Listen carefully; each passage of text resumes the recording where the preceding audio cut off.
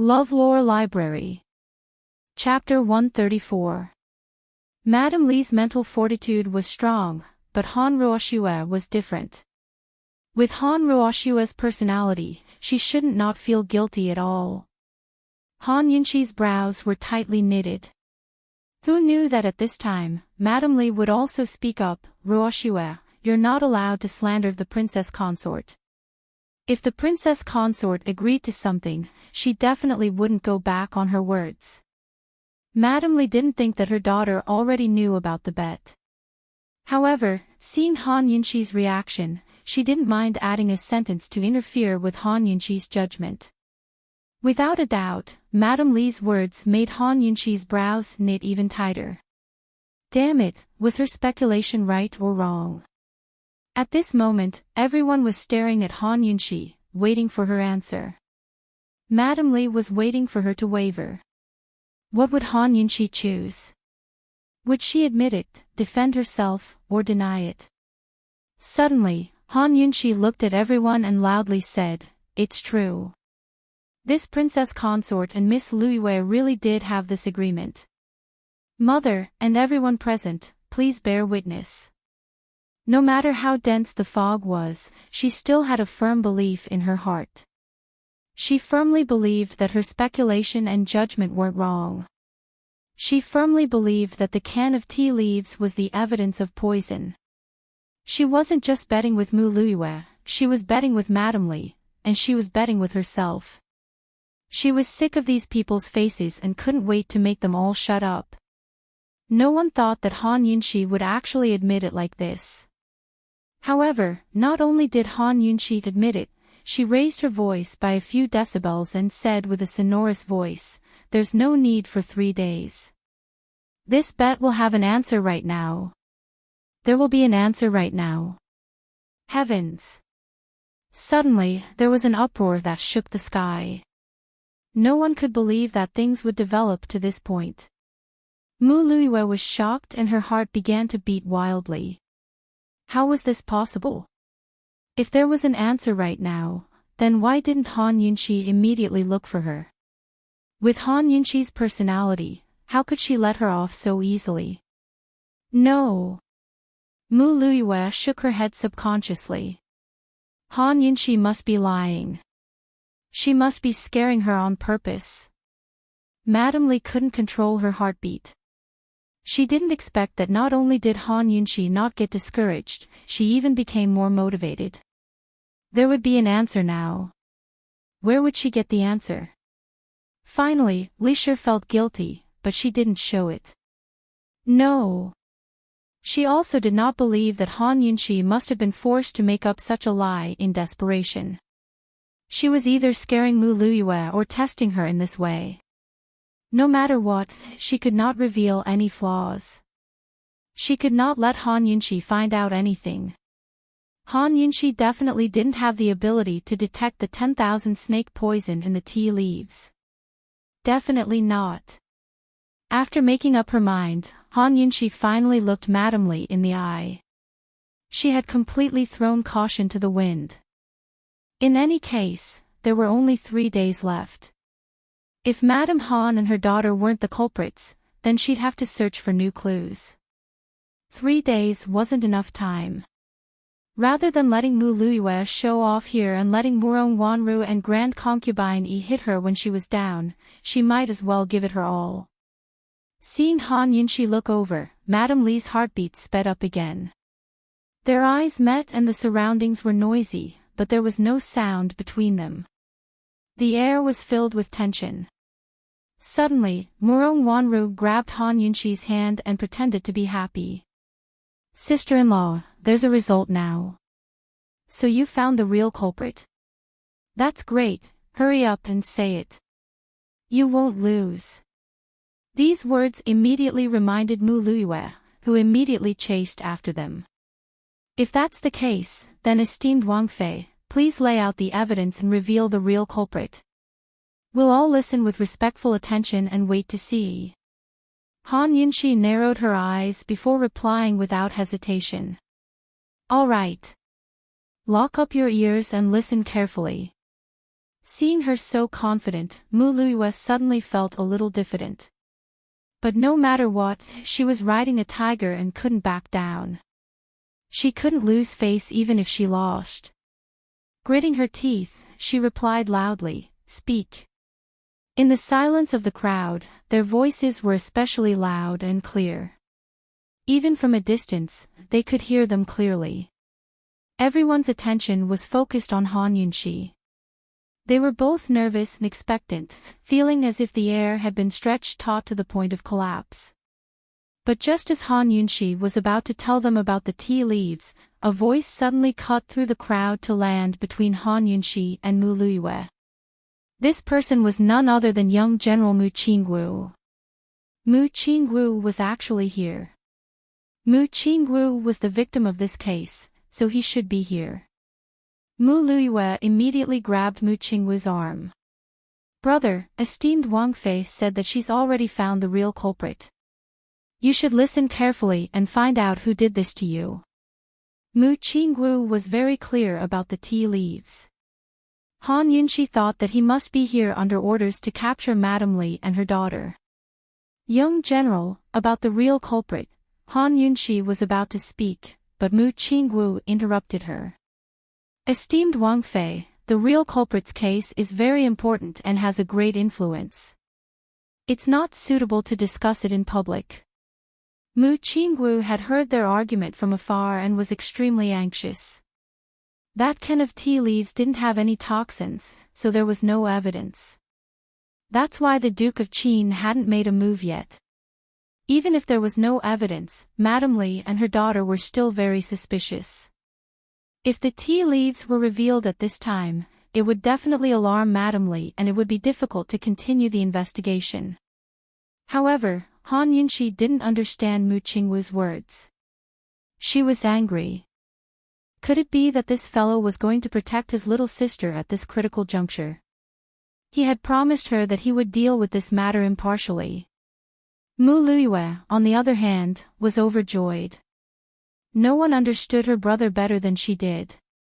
Since he'd said so, then he must be protecting Qin Wang Fei. He must have yet to find the real culprit. Very good. Han Yunxi, this time you won't be able to escape even if you have wings. Brother, the real culprit's case has already been made public. There's no need to hide it anymore. It's better to give everyone an explanation so that they can be at ease. Otherwise, the capital will be in a panic and the influence will be even worse. Mu Luiyue loudly said. "What do you know?" "Shut up." Mu Qingwu reprimanded in a low voice. "Brother, don't tell me you're going to protect esteemed Wang Fei. Although esteemed Wang Fei did save you, kindness is kindness. A bet is a bet. You can't mix the two together." Mu Luiyue was still very loud, refusing to let go. Mu Qingwu panicked and simply snapped, "Don't speak nonsense. Go back." Seeing this, Han Yunxi immediately realized that something was wrong. At this moment, Chu Shifeng arrived and landed by Han Yunxi's side to whisper in her ear. "Esteemed Wang Fei, it's bad. The tea leaves aren't poisoned." Han Yunxi's face turned ashen at these words. "Not poisoned? How could this be? Was she really wrong? Had she really lost the bet? No, she didn't believe it. How could this be? Are you certain?" Han Yunxi murmured. "I'm certain. Before you and His Highness returned, this subordinate found no less than 10 poison doctors to examine the tea leaves. Just then, His Highness even personally picked one to examine them. None of them were poisoned. For now, it's best not to alarm Madame Li. This matter still needs to be investigated." Chu Shifeng glanced at Madame Li and her daughter before lowering his voice to a whisper. Still, Han Yunxi heard every word clearly and her heart sank to the bottom. "Brother, how can you be like this? Why are you so fierce? Is there something shameful going on?" It was esteemed Wang Fei who said she could announce the results. Nobody forced her. What, are you going back on your word now? Mu Luiyue shoved Mu Qingwu aside and went straight for Han Yunxi. Esteemed Wang Fei, hurry and say something. Nobody forced you just then, right? Smart people could figure out what was going on at a time like this. Grand Concubine Yi was the first to speak. Han Yunxi, my Duke of Qin's estate always keeps our word. You're not really going back on your word, are you? With Grand Concubine Yi's words, who wouldn't dare to make things difficult for Han Yunxi? After all, everyone present liked to hit someone while they were down. Mu Fei, how could sister-in-law be such a person? She'll definitely reveal the true culprit. Sister-in-law, hurry and say it. Didn't you want to say it just then? Murong Wanru's voice was so pleasant to the ears. Han Ruoxue was impatient as well. That's right, that's right. Big sis, why aren't you saying anything? Just then, you were just scaring people, weren't you? Madame Li, who had a guilty conscience before, finally recovered. She didn't say a word, but watched Han Yunxi's embarrassment from the sidelines. This girl was still too tender to fight with her. How could it be so easy to find out that she'd poisoned her? Faced with the crowd's attacks, Mu Qingwu and Chu Shifeng were both anxious. Of course they knew that esteemed Wang Fei was riding a tiger and couldn't get off. But even if she didn't want to, she had to. Let's have esteemed Wang Fei take a step back and let Mu Luiyue do the same. Don't make Madame Li take too many precautions. Mu Qingwu thought as he dragged Mu Luiyue over. He was about to tell her about the severity of the matter when Murong Wanru shot a few looks at the crowd. Immediately, quite a few people began to kick up a fuss. Everyone, look. Esteemed Wang Fei's going back on her word. Don't show off before finding the true culprit. There's still 3 days until the deadline, so what's there to show off for? Show off when you don't have the skills. I never thought she was this kind of woman. She even said before that her medical skills were superb. I think those were all false rumors. I think she's just thick-skinned and sharp-tongued. It's not like her skin is thick today. Didn't everyone see it on the wedding day? Hee hee. Both Chu Shifeng and Mu Qingwu grew angry at the mockery and ridicule. Mu Qingwu held on to Mu Luiyue with one hand while his other clenched into a fist. He was so angry that he couldn't speak. Meanwhile, Han Yunxi's head was bowed, her silence frightening. This wasn't the first time she'd been surrounded and mocked, but this time was different. This time, she really did say that she'd reveal the truth and find the true culprit. But, she was wrong.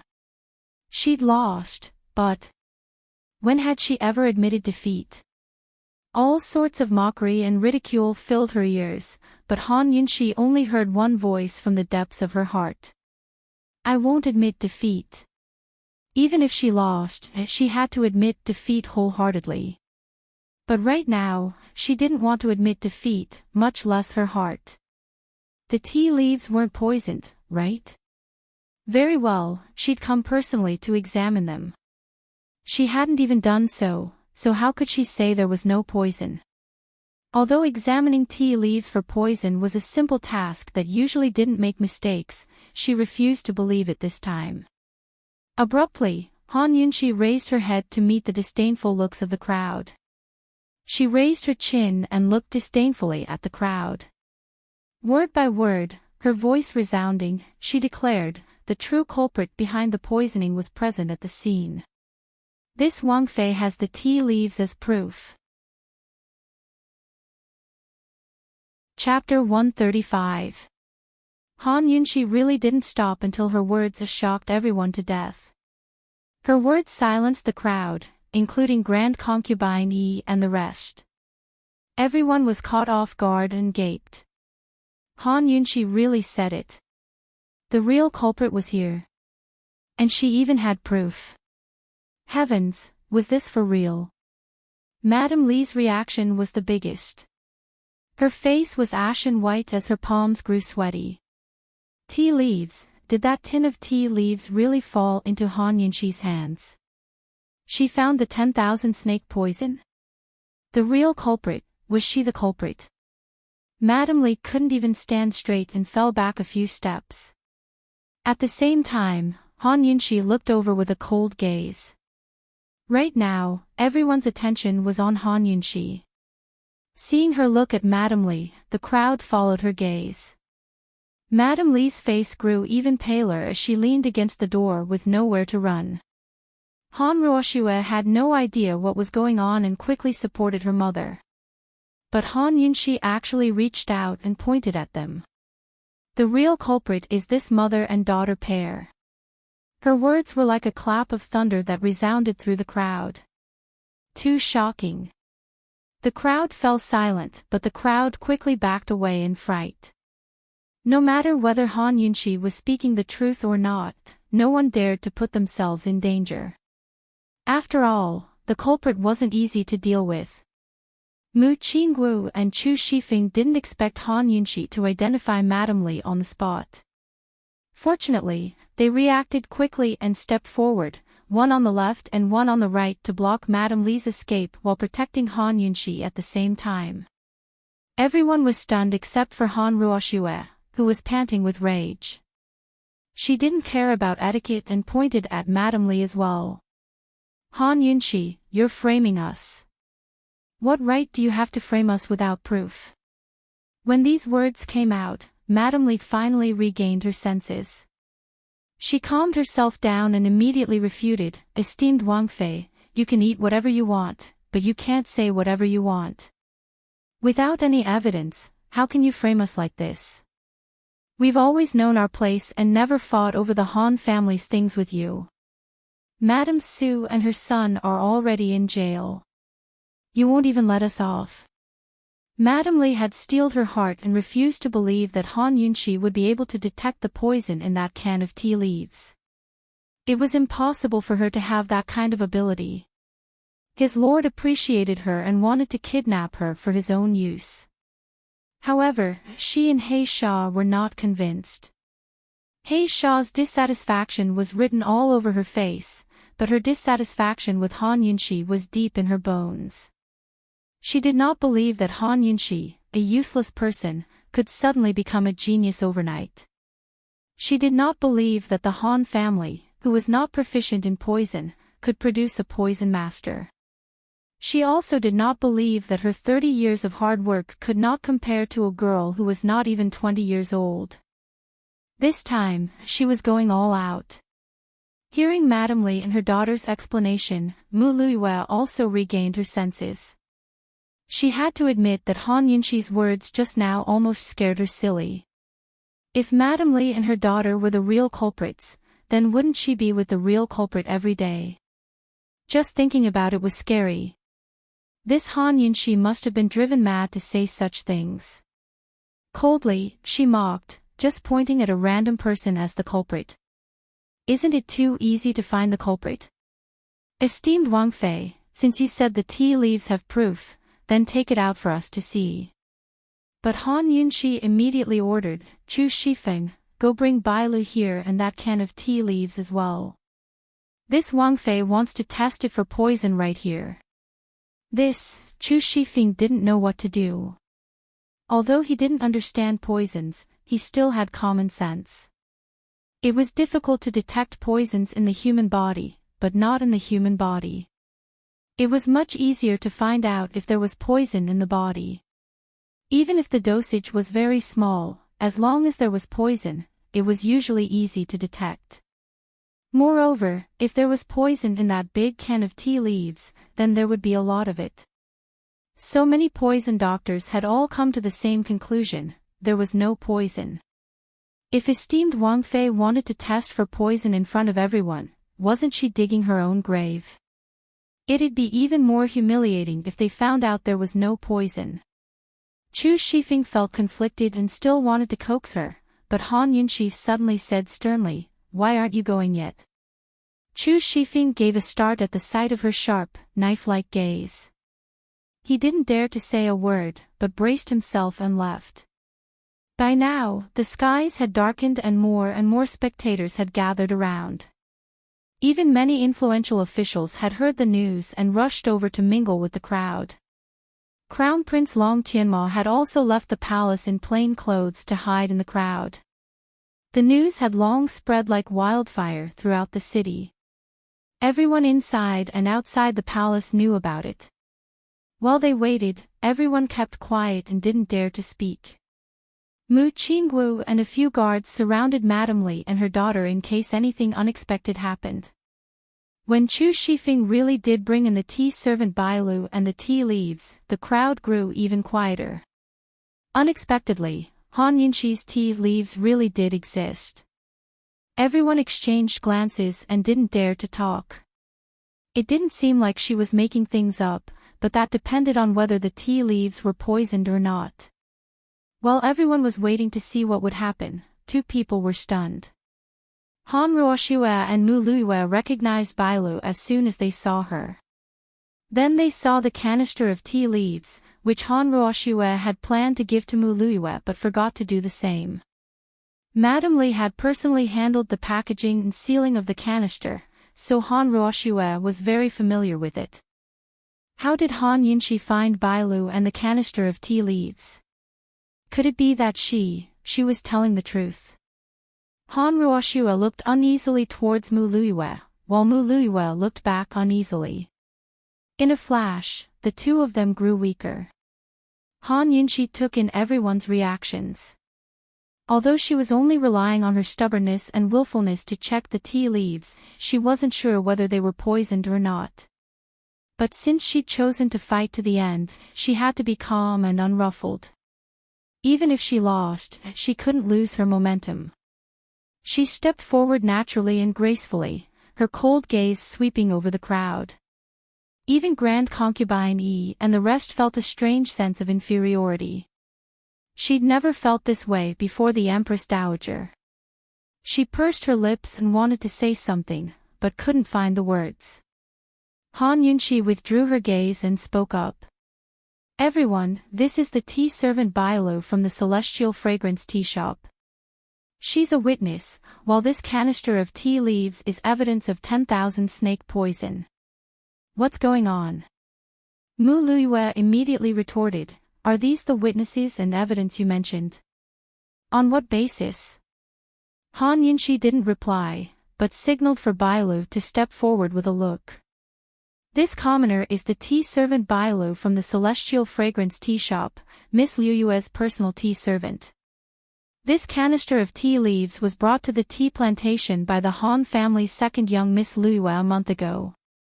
She was going to give it to Miss Luiyue, but forgot to give it to her.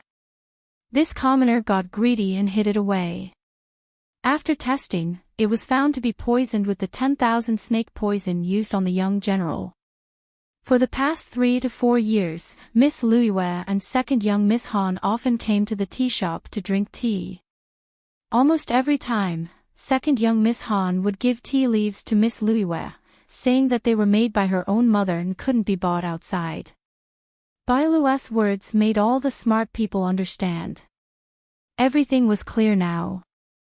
If these tea leaves really were poisoned, then Mu Luiyue was an accomplice while Han Ruoxue was the true culprit. Through Mu Luiyue's hands, Han Ruoxue had poisoned Mu Qingguo. Madame Li, who made this canister of tea leaves, was the one who directly poisoned it. Mu Luiyue finally panicked. She was the clearest about how many tea leaves she had received from Han Ruoxue and how many she had given to her brother. Looking at the familiar canister of tea leaves, her heart almost stopped. It was as if her soul had been sucked out of her body. She kept retreating and couldn't say a word. How could this be? She was actually tricked by Han Ruoxue and became her brother's murderer. Her brother was poisoned with a slow-acting poison that accumulated over a long period of time. All these years, she had been sending tea leaves to her brother every month. No, she didn't want this to happen. No. This must be a coincidence. Suddenly, she rushed over like a madwoman and almost bumped into Han Yunxi. I don't believe it. I don't believe it. What right do you have to say that these tea leaves are poisoned? What right do you have? So, Miss Luyue admits that these tea leaves were given by Han Ruoxue and that Bailu was right? Han Yunxi questioned. Mu Luyue didn't think so much and angrily replied, yes. I recognize this canister of tea leaves. It's the tea leaves that Han Ruoxue often gave to me. I often gave them to my brother. But what does this prove? What right do you have to say that these tea leaves are poisonous? That's right. What right do you have to say that it's poisonous? I don't believe it. Han Ruoxue also anxiously said. The two of them were like grasping at straws and refused to let go. If the tea leaves were poisonous, then Han Yunxi would win. If they weren't, then even if Han Yunxi's words were true, it would be useless. The key was in this canister of tea leaves. At this moment, Madame Li, who had been silent, finally opened her mouth. Esteemed Wang Fei, please speak with evidence. Otherwise, this commoner won't accept it. This commoner is innocent. Innocent. Madame Li still believed in her poison skills and that Han Yunxi wouldn't be able to find out. Now that so many people were gathered here, it was a good thing. Everyone was watching. As long as Han Yunxi couldn't prove that the tea leaves were poisonous, then Long Feiyi wouldn't be able to catch her. As she shouted, she prepared to rush towards Grand Concubine Yi, but Mu Qinggu stopped her in time. She actually took the chance to kneel down. Esteemed Imperial Concubine, this commoner has been wrongly accused. The Duke of Qin's estate is making slanderous accusations without any proof. This commoner has been wrongly accused. Grand Concubine retreated far away. Although she was on guard, she was still speaking up for Madame Li. No matter the process, she only wanted results. As long as Han Yunxi lost the bet, her reputation would be ruined. Han Yunxi, didn't you say you wanted to test the poison on the spot? Madame Li won't accept it, so I'm sure many of the people here won't either. Why don't you try it for everyone to see? Grand Concubine Yi said coldly. In other words, Madame Li admits that she was the one who processed and packaged the tea leaves. Han Yunxi had to make sure. Madame Li didn't deny it, so she openly admitted it. Yes. Very good. Han Yunxi's voice was very loud. However, no one knew that at this moment, she secretly took a deep breath. Only she knew that her detox system hadn't given her any warnings when she received the tea leaves. There were two possibilities. First, there was simply too little tea leaves, making it impossible for a regular poison doctor to detect it. Then her detox system would have to do a deeper scan. The other possibility was that there really wasn't any poison in the tea leaves. Right now, thousands of eyes were staring at her. Madame Li and her daughter's attitudes were resolute. The item in her hands would determine her honor and disgrace, as well as her life and death. It would be a lie to say that Han Yunxi wasn't nervous. Her conviction had supported her to this point. The next step would be the end of the road. Whether it would be a glimmer of hope at the end of the tunnel, or a precipice, no one knew. Her heart raced as Han Yunxi gritted her teeth and opened the tea leaves. Her clear eyes stared at the tea leaves as she began a deep scan. Chapter 136. No poison. The results of the scan showed no poison. Han Yunxi sucked in a cold breath as she stared blankly at the tea leaves. In an instant, her back was drenched in sweat. No poison. No poison at all. How? No one present knew what she'd done, but she stared at the tea leaves with an unsightly expression. Madame Li immediately spoke up. Esteemed Wang Fei, are you going to start testing for poison? Han Yunxi raised her head only to see Madame Li's eyes flash with ridicule. It was obvious that she'd done it on purpose. Madame Li had to be the culprit, but these tea leaves, esteemed Wang Fei, hurry and test it. Han Ruoxue urged as well. Mu Luiyue wasn't so patient. Cold, she said, Han Yunxi, say something. Why aren't you speaking again? What, you make it sound so nice, but when it's time to test for poison, you wilt. You're just scaring people. Playing with people. Don't think you're all that just because you're Qin Wang Fei. I'm telling you, if you don't find anything today, this young lady will go to the Empress Dowager and sue you for slander. As soon as she heard the words, Empress Dowager, Grand Concubine Yi grew unwell. Her temper flared up as she demanded, Han Yunxi, what's wrong with you? Are you going to test or not? Han Yunxi looked at them with knitted brows. On one side, Mu Qinggu and Chu Shifeng were as anxious as ants on a hot pan. Although they didn't know what esteemed Wang Fei had done, her expression suggested that the tea leaves weren't poisoned. I told her so long ago. Why didn't she believe me? What to do now? It's hard to get off the tiger now. Suddenly, someone in the crowd shouted, May esteemed Wang Fei test for poison, don't wrongly accuse a good person. Following that, more and more people chimed in. May esteemed Wang Fei test for poison, don't wrongly accuse a good person. Without a doubt, Han Yunxi had become the target of a multitude of arrows. She grit her teeth tightly. Everyone assumed that she'd run out of moves, but it wasn't long before she ordered coldly, someone come, bring hot water and soak these tea leaves. This princess will now test the poison for everyone to see. If the scanner could not detect the poison, it was possible that there was no poison. However, there was another possibility, and that was that the Li Consortium's method of poisoning was so tricky that even the detoxification system could not detect it. She vaguely remembered that she had once seen a method of testing 10,000 snake poison in an ancient book. No matter how much 10,000 snake poison there was, it could be tested in an instant. There was no 10,000 snake poison in the modern era. She had never experimented with it and did not know if it would work. However, at this time, she did not care so much. This was a method that could not be helped. She could only brace herself and try.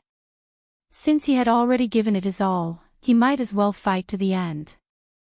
In the understanding of most people, making tea to test for poison was nothing more than finding someone to drink tea to test the poison. This was a very simple method. As long as they tested it, the results would be out.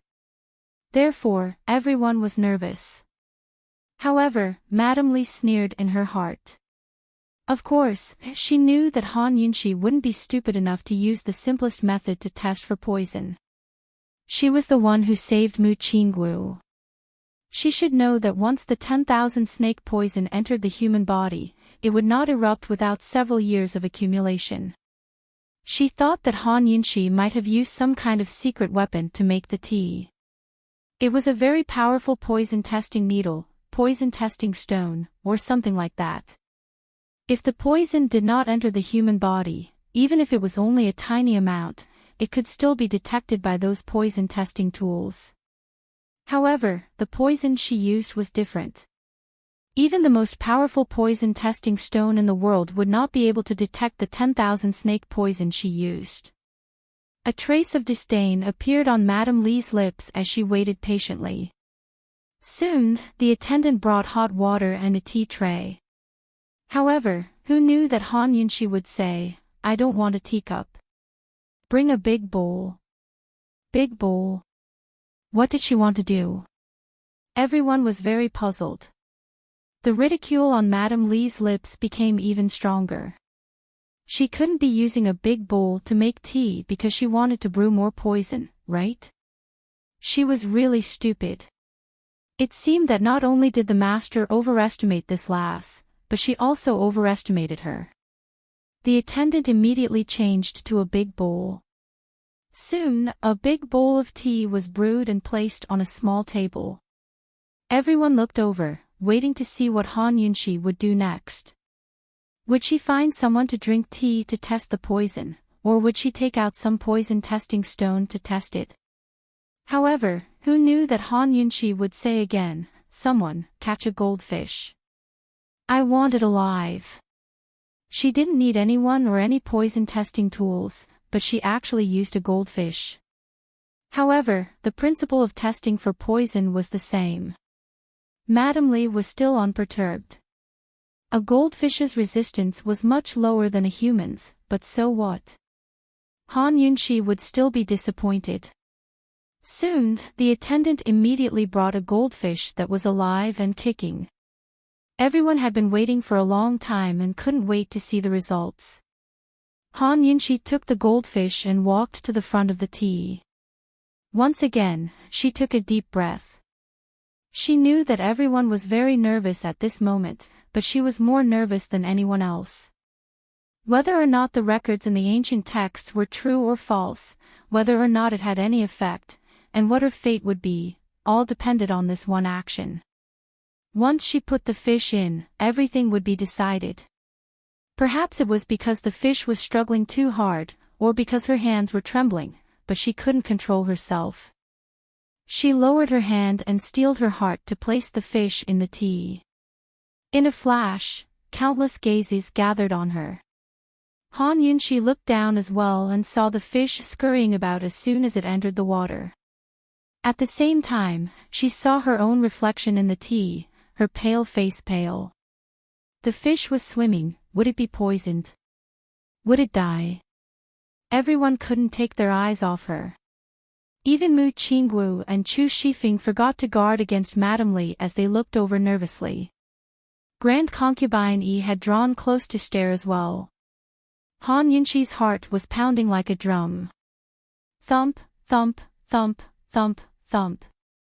As the fish swam, her heart beat faster and faster until it was hard to breathe. Time passed bit by bit. Sometimes the fish swam, sometimes it stopped. Everything was normal. Madame Li's lips drew up into a mocking smile. "Esteemed Wang Fei, how long are you going to examine it until you're done?" "I reckon it'll take until daybreak." Hee hee. Mu Luiyue laughed as well. It had been so long. If there was poison, the goldfish would have died long ago. The tea wasn't poisonous at all, so Han Yunxi had lied too much. This is tea. If you examine it until daybreak, the goldfish might not survive, Han Shui said with relief. Han Ruoxue also felt relieved and reminded him with a smile. After all, tea was not clear water. The goldfish could only survive in the tea for 4 to 6 hours before dying naturally. Han Yunxi gritted her teeth and ignored them, keeping her eyes on the goldfish. She didn't even realize that her forehead had long been covered in sweat. It had been half the time it took to brew a cup of tea, but the goldfish was still alive. Could it be that the ancient records were fake? Was she destined to fall into the hands of these women today? Han Yunxi, you should announce the results of the examination. Grand Concubine Yi reminded coldly. She couldn't wait to see Han Yunxi honor her bet. Han Yunxi kept her head bowed and didn't reply. Mu Luiyue giggled. It's just a bet. If you agree to bet, you have to accept your loss. There's no meaning in dragging it out like this. Han Yunxi. Do you hear me? I'm ordering you. Grand Concubine Yi said sternly. She didn't want to waste any more time. The goldfish swam happily in the tea. Han Yunxi stared and stared until she finally closed her eyes and slowly, very slowly, lifted her head. Seeing this, the crowd rejoiced in her misfortune and mocked her. But suddenly, Chu Shifeng cried out, "There's a situation." Esteemed Wang Fei, look, there's a situation. A situation. Han Yunxi's eyes flew open and she lowered her head to see. The goldfish was still swimming, but it seemed to have lost its balance. Multiple times, it tilted to one side. Without a doubt, this was a sign that its stomach was about to flip. Han Yunxi's heart pounded uncontrollably as if it was going to jump out of her chest. There's a chance. There's a chance. She clutched at her chest in agitation, not daring to blink as she stared fixedly at the goldfish. At the same time, the crowd was stunned as well. They all looked over again, including the self-confident Madame Li. She looked in disbelief and shook her head. How could this be? She didn't believe it. She didn't believe it. The goldfish wouldn't die, it wouldn't. However, very soon, the goldfish stopped swimming. It stopped in the water and flipped over again and again, as if it was making its final struggle against the Grim Reaper. Unfortunately, after a few flips, it flipped over completely. Its pale white belly was exposed on the surface of the water. Then, little black spots appeared from the pale white. Gradually, there were more and more of them, and they became denser and denser. After a short while, the entire fish belly turned black. Heavens! In an instant, the onlookers all drew in a cold breath. The goldfish was dead and had turned black. It was poisoned. Han Yunxi was too surprised by this outcome.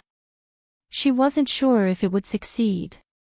Moreover, she was really frightened just now. At this moment, her heart was still pounding wildly and she couldn't calm down for a long time. Of course, she wouldn't forget about the proper business. Once the poison was revealed, it was very easy to test what kind of poison it was. She hurriedly took out a golden needle and collected the blood stains on the fish's stomach. Who can test what kind of poison this is?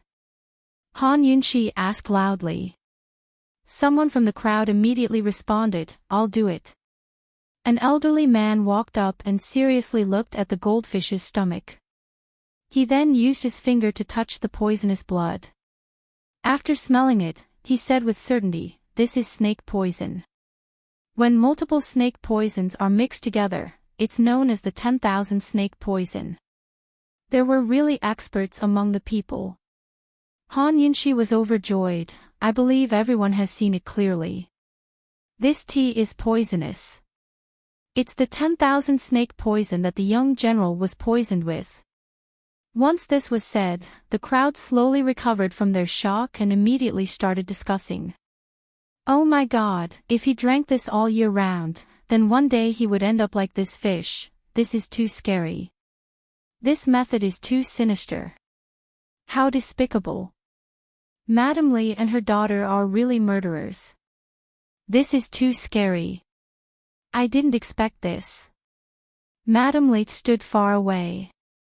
She was confident in her poison skills, but she never thought that a mere goldfish would be able to break her poison skills. The poisoning skills that she was most proud of and the reason that she had been calm and composed all along had been completely shattered. She had been completely denied. Although she was unwilling to believe it, she had nothing to say about this result. She had no choice but to accept it. Han Ruoxue stared blankly at the dead goldfish. She couldn't believe what she saw with her own eyes. The tea was poisonous. Mother had been using her to poison the young general. Mother, you, Han Ruoxue didn't even have time to make things difficult for Madame Li. Who knew that Mu Luiyue would suddenly pounce over and violently grab Han Ruoxue's hair, bitch? You actually dared to do this. To think I trusted you so much, you bitch. I'm going to kill you. Mu Luiyue was as angry as a little beast. She pounced over and directly pulled out a lock of Han Ruoxue's hair. Chapter 137. I don't know anything. Sob, mother, why did you do this? It was all my mother who told me to deliver the tea leaves. I don't know a thing. Let me go, no. Sob. Mother, why did you do this? Why? Han Ruoshua didn't dare to fight back, but kept dodging as she wailed like a child. Mu Luiyue was like a shrew as she tugged at Han Ruoshua's clothes, pinching and beating her.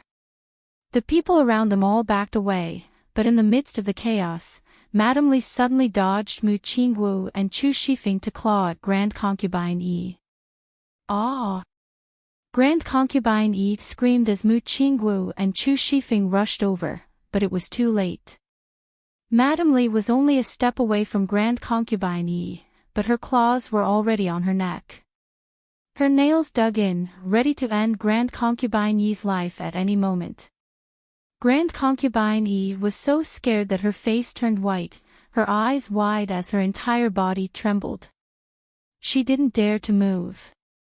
"All of you get out of the way, or else I'll kill her right now," Madame Li said coldly. So what if Han Yunxi found her? It wasn't that easy to catch her. Mu Qingwu and Chu Shifeng weren't willing to give up. They both gripped their swords, neither advancing nor retreating. At the same time, the guards lying in ambush appeared to surround them. "All of you, back off," Madame Li said coldly as she increased the strength of her hands. "Back off. Back off. All of you, back off," Grand Concubine Yi shouted in fright. This was too frightening. If she wasn't careful, she'd be killed. Nobody expected this to happen. Chu Shifeng and Mu Qingwu had no choice but to back off. Not only the guards, but even Han Yunxi and the rest of the onlookers backed off. Only Han Ruoshue stood there in a daze, staring at her mother in disbelief. Mu Qingwu's sword rested against her neck. "Madame Li, release Grand Concubine Yi, or else your daughter." However, before Mu Qingwu could finish his threat, Li Shi sneered, "Do whatever you want." Han Ruoshue was nothing more than a daughter she'd adopted to appease Hong Kongan. She wasn't her biological daughter. She'd been hiding in Tianning country for so many years, carrying the heavy responsibility entrusted to her by her master. To her, children were nothing more than burdens.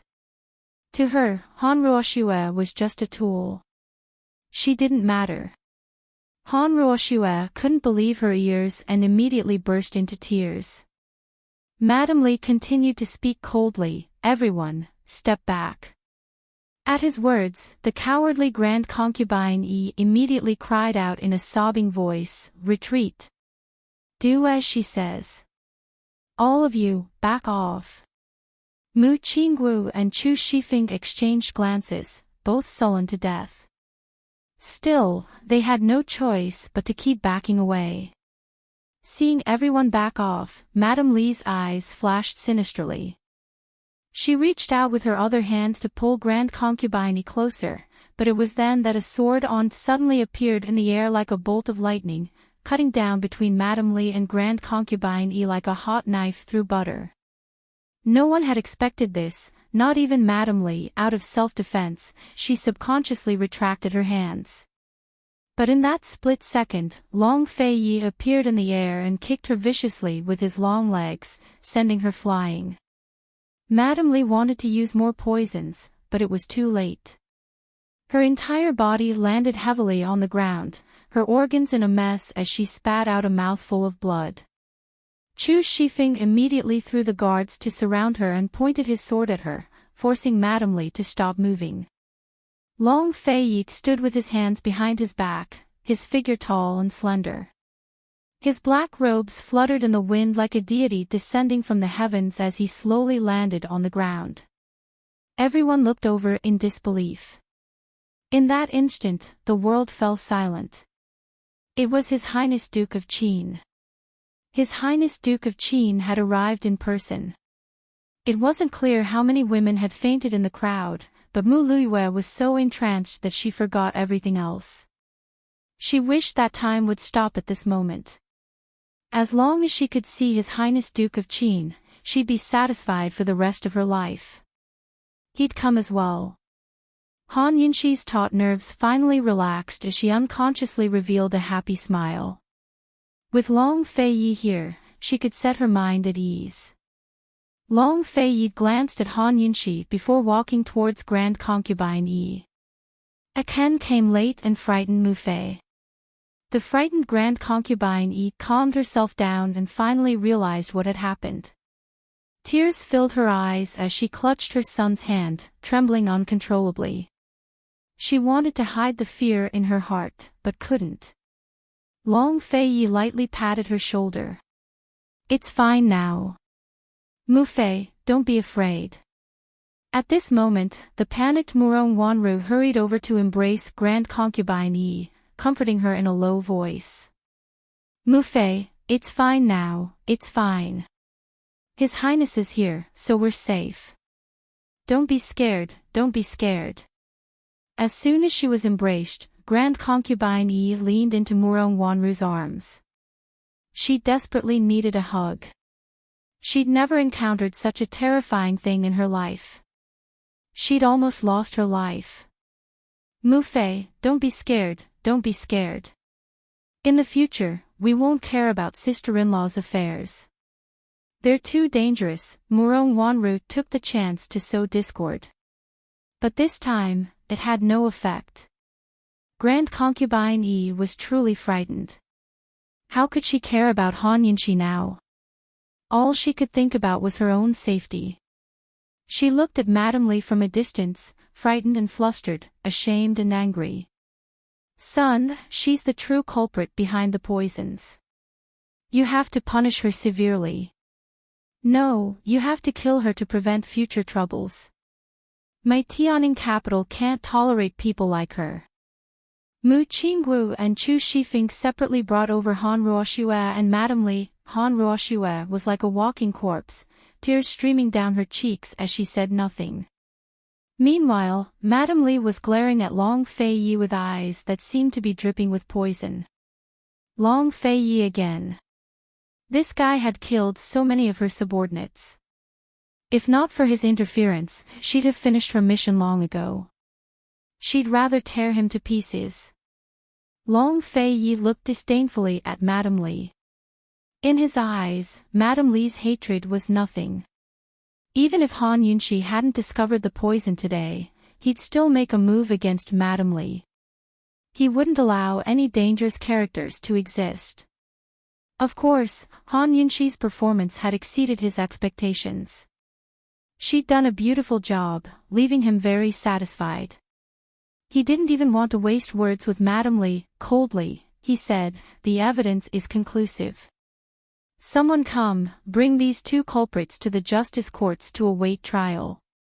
Bringing them to the justice courts was only a pretense. Madame Li and Han Ruoxue would both be sent to the solitary enclosure for secret interrogation. Long Fei Yi was going to interrogate the traitor.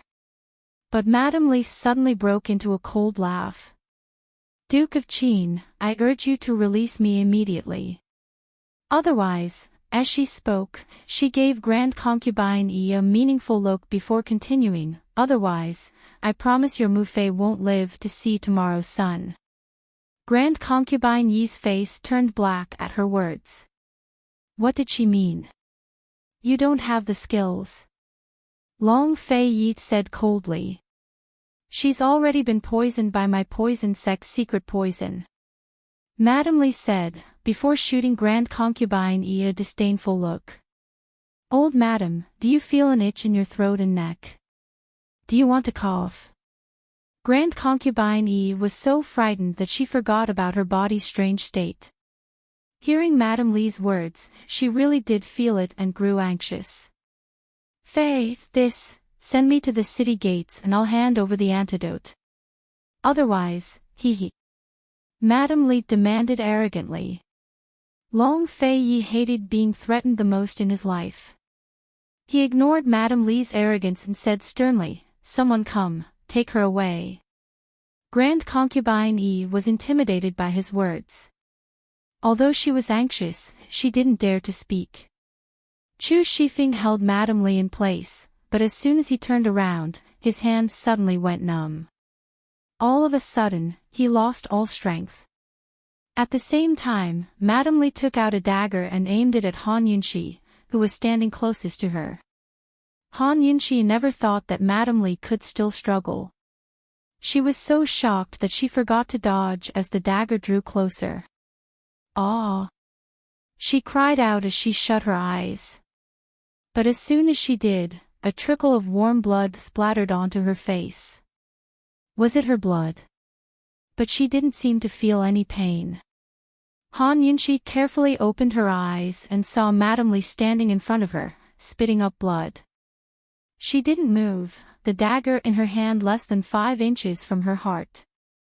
Abruptly, Madame Li's grip loosened and the dagger fell to the ground.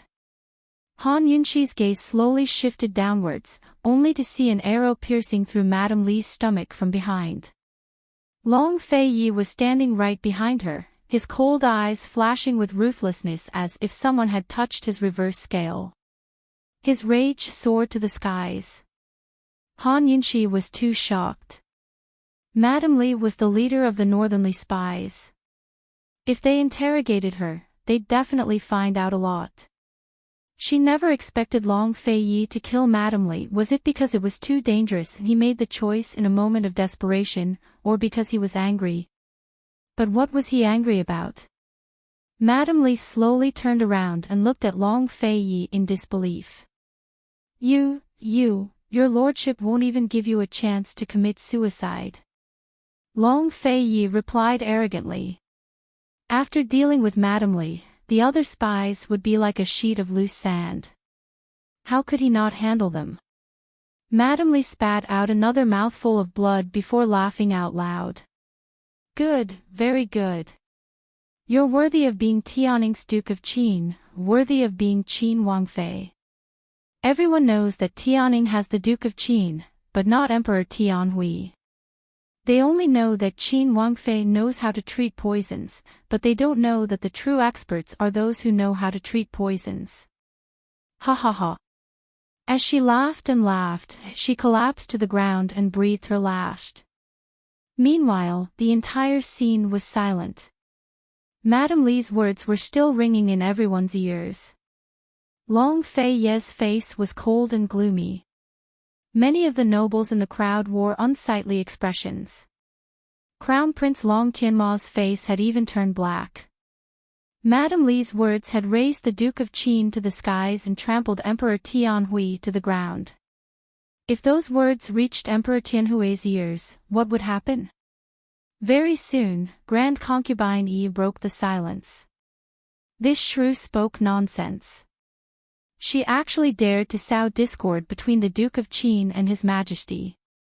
It's too easy for her to die like this. Although she was dissatisfied with both the Empress Dowager and Emperor Tianhui in her heart and believed that the position of Emperor of the 9 and 5 should belong to her son, the winner was king and the loser was in the wrong. Everything was set in stone now. Emperor Tianhui was on guard against the Duke of Qin to begin with, but he couldn't stand such provocations. This matter was so serious that Grand Concubine Yi even forgot about the poison in her body. Still, Long Fei Yi only disdained Grand Concubine Yi's smoothing over the situation. His lips curved into a sneer that no one noticed as he ordered people to send Madame Li's corpse and Han Ruoxue away. Chapter 138. Seeing the guards' retreating form, the crowd was still immersed in the tension and excitement from before. Their hearts couldn't calm down, but they still felt like something was missing. "Your Highness, let's hurry and send Mu Fei back. Mu Fei's still poisoned, you need to find a doctor to take a look." Murong Wanru was very anxious. But these words made Han Yunxi feel awkward. She was clearly a poison doctor, but was Murong Wanru treating her like air? But Grand Concubine Yi actually nodded as well. "Fei, let's go back. Hurry and find Mu Fei a powerful poison doctor. Mu Fei's throat hurts." Long Fei Yi didn't reply, but supported Grand Concubine Yi to leave. Han Yunxi cold looked on. She didn't mind Grand Concubine Yi and Murong Wanru, but seeing Long Fei Ye's retreating form made her feel like an outsider from head to toe. An indescribable sense of loss crept into her heart. All right, they'd always been a family. She was an outsider. When Madame Lee poisoned her, her detox system hadn't alerted her. Either Madame Lee was tricking people, or the poison really was a secret. If it was a secret poison, Han Yunshi would like to see what kind of powerful poison Dr. Grand Concubine Yi could find in the capital to treat her. Grand Concubine Yi, Murong Wanru, you've thrown rocks at me when I'm down because of the Han family matters and the bet. You better not beg me for help one day. Just as Han Yunshi was about to send them off with narrowed eyes, Long Fei Yi suddenly turned his head and asked cold, Han Yunshi, you're still not leaving? Han Yunshi's heart gave a lurch. What a familiar phrase. He'd only said it to her once, when they went to pay respects to the Empress Dowager. But for some reason, she felt like it was extremely familiar, like she hadn't been abandoned. Han Yunshi gave a start before she suddenly laughed. Your Highness, Chinchia still has a bet to take care of. I can't leave for now. As soon as she said this, Mu Luiyue, who had been staring blankly at Long Fei Yi, suddenly woke up and looked at Han Yunshi. A bet. That's right, there was still the bet. Everyone who wanted more finally remembered that there was still the bet. They had all been frightened by Mrs. Li and had forgotten about it. No wonder they felt that something was missing. Han Yunshi admitted that she was a bad person. Mu Luiyue, an eye for an eye. Since you are heartless to me, don't blame me for being unjust to you. Afraid that Long Fei Yi would leave, Han Yunshi hurriedly added, Your Highness, Miss Luiyue made a bet with Chinchia. If she loses, she has to honor the bet. Your Highness, let's go back. Mother's health is more important, Murong Wanru advised in a low voice. After all, she and Mu Luiyue were allies in this matter. But Long Fei Yi didn't seem to hear her. In a low voice, he ordered Chu Shifeng to send Grand Concubine Yi back before turning to leave. Murong Wanru was puzzled. His Highness usually didn't like to join in on these kinds of excitement, so why was he interested today? But looking at Mu Luiyue, she couldn't help even if she wanted to. She could only leave with Grand Concubine Yi first. Seeing Long Fei Yi walk over, Mu Luiyue's heart gradually sank. She felt unwell all over. In the past, she dearly wished to see this man again, even if it was just for a second longer. But now she only wanted to find a hole to crawl into. What kind of bet? Long Fei Yi asked mildly, finally looking straight at Mu Luiyue. On one side, Mu Qingwu slapped his forehead. He knew his little sister was done for. His Highness Duke of Qin had long said he was interested in the bet. Wasn't he just asking the obvious? Mu Luiyue's head couldn't get any lower, her face burning as if on fire. She'd always dreamed of getting His Highness Duke of Qin's attention. No matter if it was her face or figure, she'd always taken care of it and dressed herself up. All these years, she'd been strict with herself, hoping to leave a good impression when His Highness Duke of Qin looked at her. But now was her most wretched and embarrassing moment. Not only was she stupid enough to be used by the culprit, she was stupid enough to make a bet with Han Yunshi. This, let her vomit blood and die. How could she be so useless and stupid? She'd lost all face. Heavens, what would His Highness Duke of Qin think of her? We bet on whether Chinchia could uncover the culprit behind the poison within a month. There's still 3 days until the deadline. Chinchia wins, Han Yunshi said with a smug smile. She'd finally won, so of course she had to laugh to her heart's content. Mu Luiyue's hands clenched into fists as she listened. She cursed in her heart, Han Yunshi, you slut. Unexpectedly, Han Yunshi continued to laugh. Your Highness, the loser has to take off her outer clothes and run around Xuanwu Street. Sob sob, Mu Luiyue finally couldn't take it anymore. She reached out and tugged on Mu Qingwu's sleeve, pleading for help. Big brother. Mu Qingwu's brows furrowed. Although he hadn't been biased towards his sister during the investigation and had been very fair, he still hesitated in the face of this kind of bet. Taking off her outer clothes and running around was too much. If she took off her outer clothes and ran around, she'd lose all her reputation. If Luiyue really did this, how could she continue to live? How could she establish herself in the capital's social circle? How could she get married? Moreover, even the general's residence's reputation would be lost because of her. Mu Qingwu hesitated for a moment before speaking in a serious tone. "Esteemed Princess Consort, Your Highness, Luiyue is still young and doesn't know any better. This matter concerns a girl's reputation and will affect her entire life. I hope that you can give her a way out and let her off this time." Han Yunxi knew that Mu Qingwu would plead for leniency. She looked coldly at Mu Liuyue's little hand that was tightly clutching onto Mu Qingwu's sleeve. Her lips curled into a trace of disdain.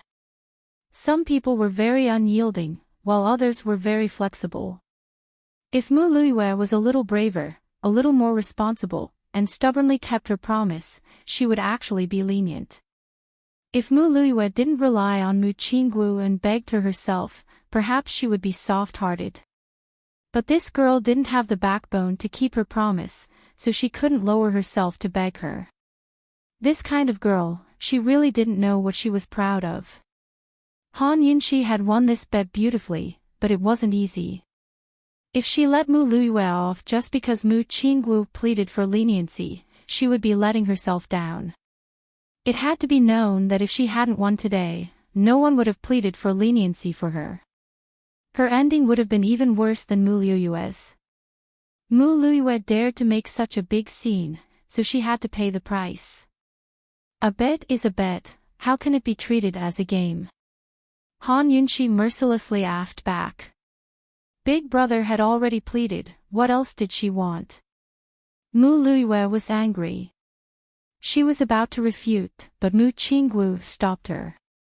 Mu Qingwu gritted his teeth and said, "Esteemed Princess Consort."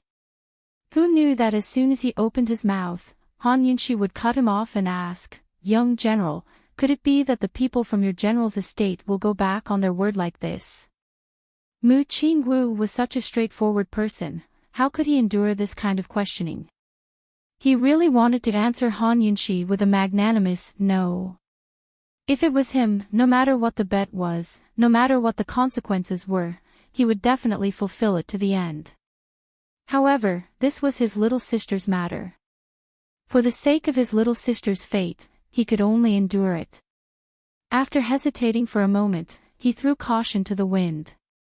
He ignored Han Yunxi and looked towards Long Fei Yi. "Your Highness Duke of Qin, Luiyue is still a virgin, you absolutely can't do this. This humble subject begs your Highness to reconsider." When Mu Liuyue heard this, her heart was slightly happy. She knew that her big brother was using the general's estate's face to beg the Duke of Qin.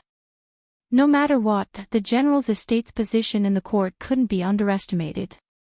At least compared to other people, the Duke of Qin would give her more face. Finally seeing a glimmer of hope, she wasn't as flustered as before. Instead, she was a bit expectant.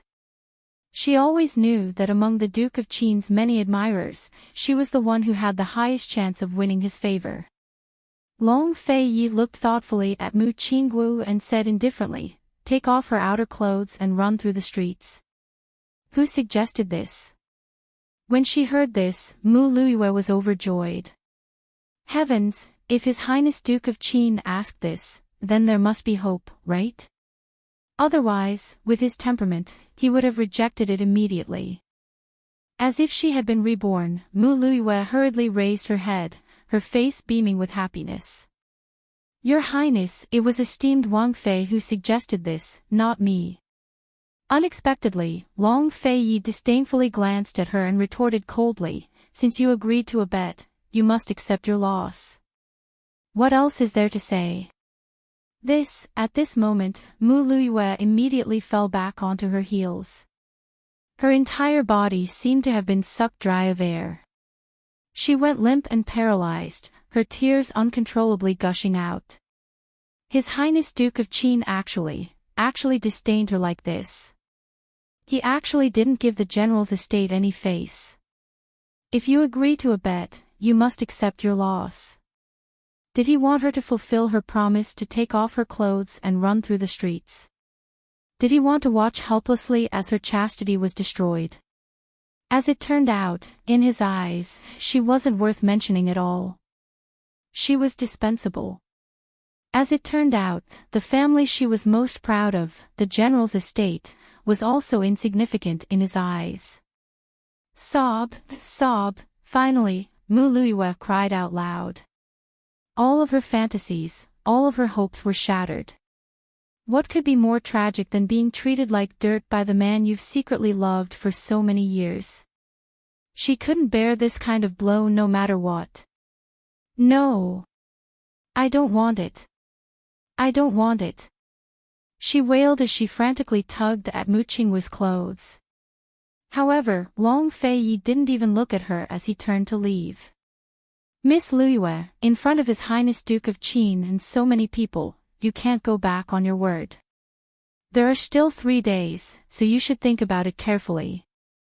Han Yunxi cheerfully left these words behind, then hurriedly turned to chase after Long Feiyi, leaving Mu Luiyue crying and wailing behind her. Long Feiyi really was heartless. He hurt her so deeply, but he didn't feel anything and just left.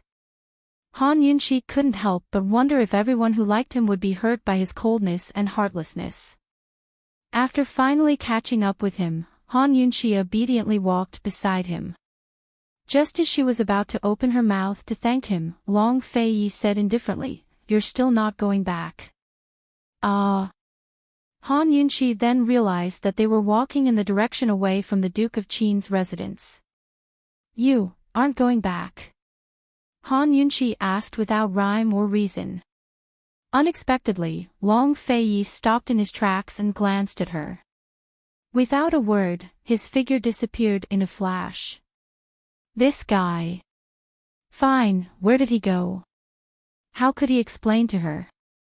He must be going to the solitary garden to interrogate Han Ruoxue and dispose of Madame Li's corpse, right? Han Yunxi glanced back at the crowd that hadn't dispersed yet before remembering 7th Madame and Little E. She quickly ran towards the justice court's back doors. 7th Madame, please don't let anything happen to you. Now that the 2 branches of the Han family are gone, there's only you and Little E. left. Fortunately, 7th Madame's injuries weren't serious, just a light concussion. Han Yunxi personally escorted 7th Madame and Little E. back to the Han estate and took care of a few matters there. She hadn't slept all night and was planning to rest when someone from the Duke of Qin's estate arrived, saying that Murong Wanru was urgently looking for her. If Murong Wanru was looking for her at this time, then Grand Concubine E must really have been poisoned. Moreover, the poison doctors couldn't cure her. Han Yunxi was amused. Chapter 139. Although Madame Li wasn't a good person, Han Yunxi still admired her poison skills. Her poisons couldn't be treated by just anyone. She didn't know what was wrong with Grand Concubine E and Murong Wanru's brains. They clearly knew Madame Li's poison skills, but didn't pay respects to a great Buddha like her to seek out a poison doctor. It's not even daybreak yet. What does Miss Wanru need me for? Han Yunxi asked despite knowing the answer. Begging for someone's help had to be proper. What did it mean to send a servant girl to find her without saying a word? This servant girl, Cui Ping, was Murong Wanru's trusted aide. Of course she knew what was going on, but Miss Wanru only told her to find someone without saying anything else. It wasn't good for her to act on her own. To reply esteemed Wang Fei, this servant isn't clear. Only, Miss Wanru is in a hurry. It must be something important that can't be delayed. The sedan chair is waiting outside, so let's hurry. Cui Ping was very smart. Han Yunxi only smiled. What kind of important matter could she have?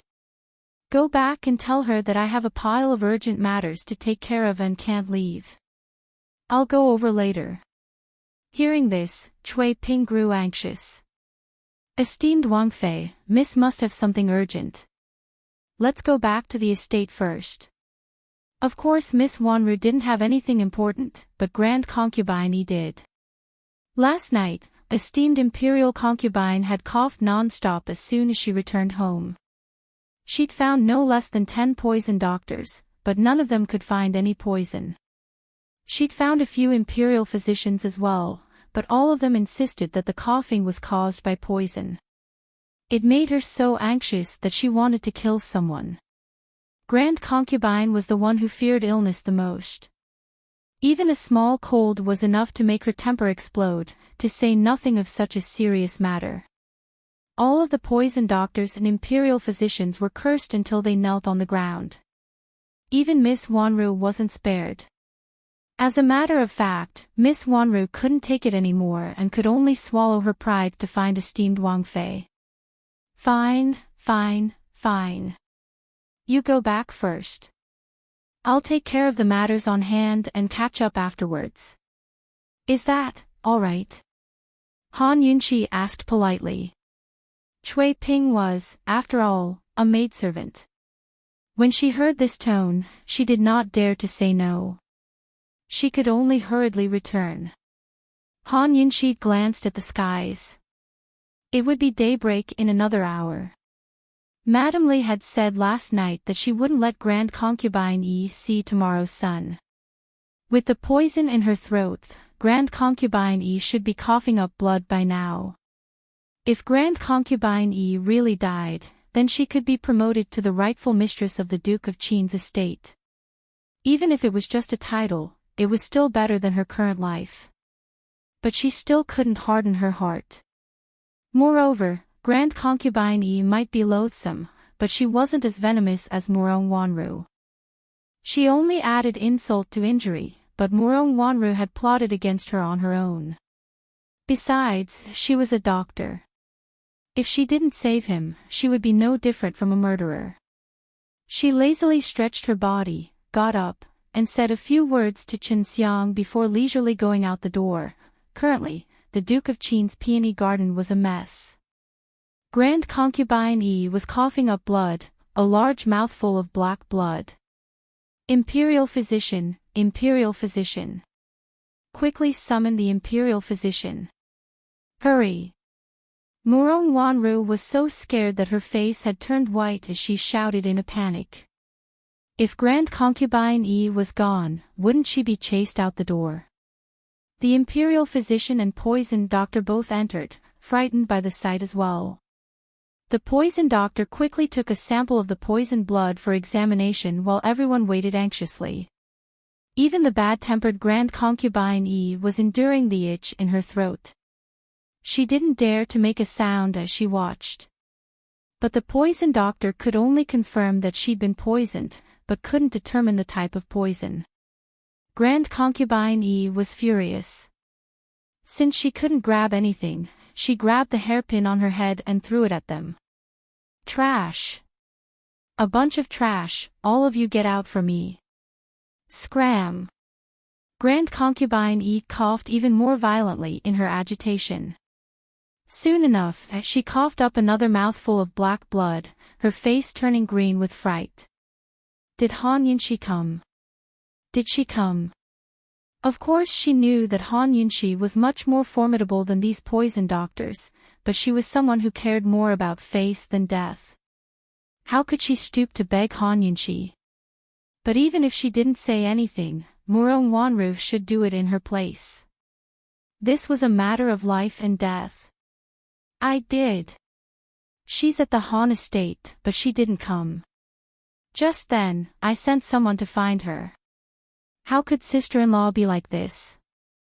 Murong Wanru replied hastily. Murong Wanru really wasn't willing to beg or give Han Yunqi a chance to perform meritorious deeds. She was waiting for Grand Concubine Yi to get angry in order for Han Yunqi to be summoned back by force. But Grand Concubine Yi only glared at her and scolded, "Isn't it all because of you? Last night, I was perfectly fine when I let her come back with me. How could I suffer this? You go personally, right now. Be more polite when you speak. Grand Concubine Yi had seen Han Yunqi's personality before. She was amenable to coaxing, but not coercion. When that girl got stubborn, she might not treat her even if she forced her back. It was almost daybreak. She didn't dare to joke around with her own life. She really regretted that the Duke of Qin had been there last night as well. They'd gone with the flow to get Han Yunqi to treat the poison. Wouldn't everything have been fine then? Murong Wanru was stunned. After all these years, this was the first time Mu Fei had criticized her like this. Mu Fei, I don't know either, enough. Why aren't you going yet? Are you trying to kill me? Grand Concubine Yi shoved her harshly, scaring Murong Wanru into silence and out the door. Just as Murong Wanru was about to leave, Han Yunqi returned from the back door. She ran straight for the peony courtyard and rushed to Grand Concubine Yi's rooms without announcing her arrival. Mu Fei! Mu Fei! Hearing the voice, Grand Concubine Yi bolted upright on the bed, only to see Han Yunqi run inside in a hurry. Mu Fei, what time is it now? Why hasn't your poison been treated yet? Why didn't you say a word? Wanru is really something. She sent 2 people to find me in a row, acting so mysterious. No matter how I asked, they didn't say anything happened to you. Fortunately, Zhao Mama told me. How did she do things? What's there to worry about when it's a matter of life and death? She's taking your life as a joke. Han Yunqi complained as she pretended to take Grand Concubine Yi's pulse. Secretly, she'd already activated the detox system to do a deep scan. No matter how strong Madame Li's poison was, it couldn't escape Han Yunqi's advanced technology. Very soon, Han Yunqi had an idea of what was going on. Hearing Han Yunqi's complaint, Grand Concubine Yi's fists clenched. She was already angry that Murong Wanru hadn't gone to find her personally. Who knew that she'd sent someone without telling the truth? Han Yunqi wasn't wrong. This was taking her life as a joke. This girl didn't know what was important. It looked like she'd spoiled her rotten. Seeing Grand Concubine Yi's breathing grow heavier, Han Yunqi's eyes flashed with craftiness. Suddenly, she withdrew her hand and cried out, "Oh no!" Grand Concubine Yi was so frightened that she almost fell off the bed. What's going on? Is there no hope? Mu Fei, you've poisoned her heart and lungs. There's no time. Han Yunqi said anxiously. Grand Concubine Yi only felt her vision darken as she grew dizzy.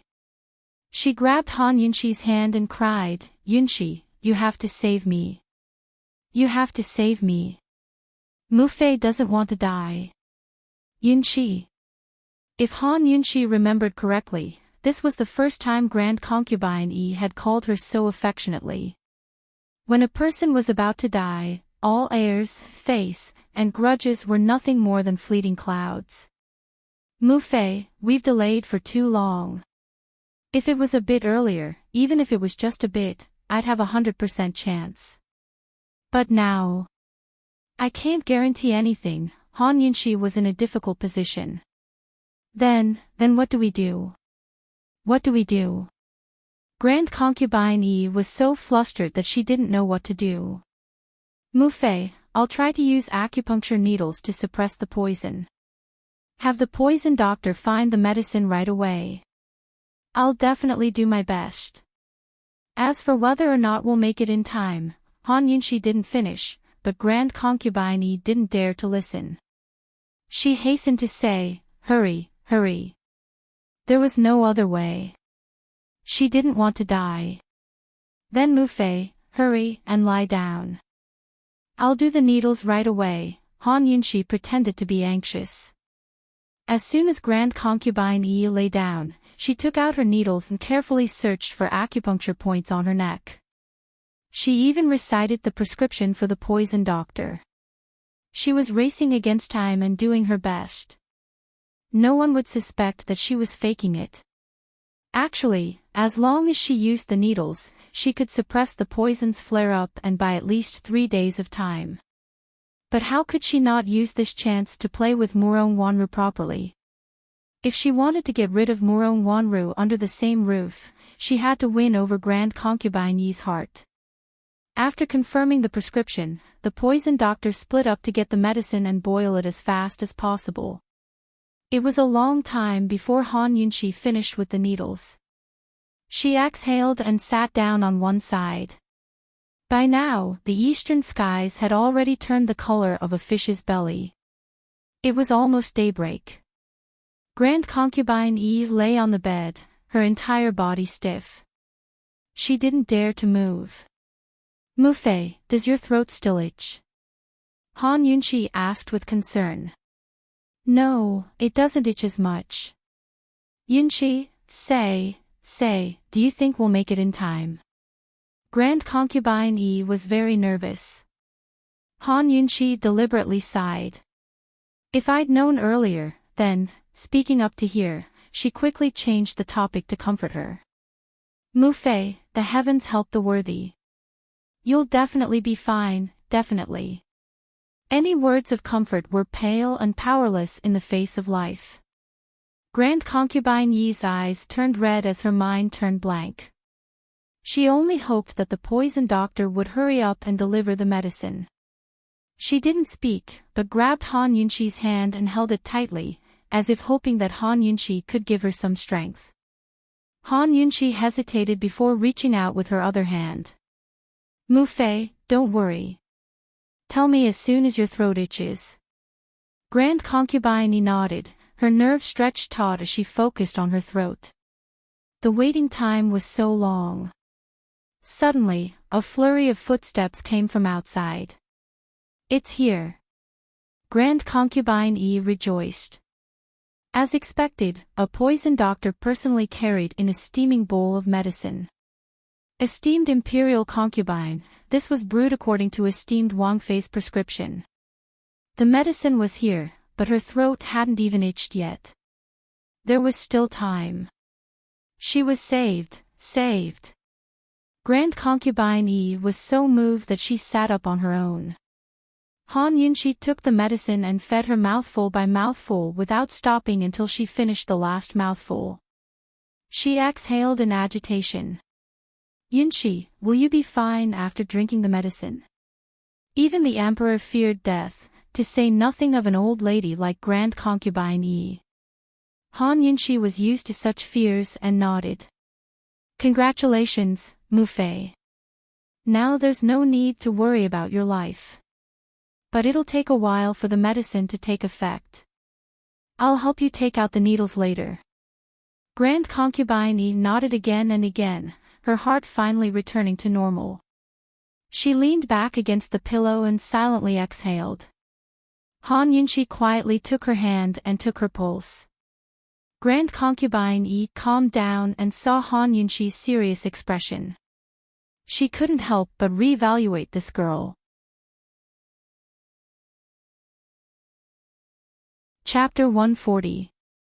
Grand Concubine Yi examined Han Yunxi carefully. This girl's mother was the Empress Dowager's savior, but now she was her savior instead. Was this fate making fools of people? Grand Concubine Yi had spent her entire life in the imperial harem. No matter what, she wasn't someone easy to deal with. Muron Wanru had sent someone to invite Han Yunxi over. Although she didn't say anything, Han Yunxi was smart enough to guess. Even if Muron Wanru went in person, she was still worried that this girl would hold a grudge and give her an inch for a yard. Who knew that she'd come of her own accord as soon as Muron Wanru left? In fact, this girl could have come a little later. She could have even been a little negligent when she was detoxifying the poison. So many poison doctors couldn't detect the poison. If she really died from the poison, this girl wouldn't be at fault. After all, once she died, this girl would become the mistress of the Duke of Qin's estate. But she not only ignored past enmity and came of her own accord, but did her best to treat her. At the very least, she had no ill intentions. Grand Concubine Yi sighed with emotion in her heart. Han Yunshi, Han Yunshi. If you hadn't mixed with the Empress Dowager, I wouldn't have been unable to tolerate you. With your brilliant poison skills, you might even be able to give Faye a helping hand. After taking her pulse, Han Yunshi examined her carefully to make sure the poison was fading away. Then she removed the needles from her acupuncture points. Mu Fei truly is blessed by the heavens. The poison's pretty much gone, but there's still some residue that needs acupuncture. Starting tomorrow, Chinchilla will come every day to treat Mu Fei with acupuncture. You'll recover after 3 days. During this time, I ask Mu Fei to eat as light a diet as possible and eat more things to moisten your throat, Han Yunshi instructed. Grand Concubine Yi was naturally happy, but now that her life was no longer in danger, she calmed down and wasn't as agitated as before. She nodded.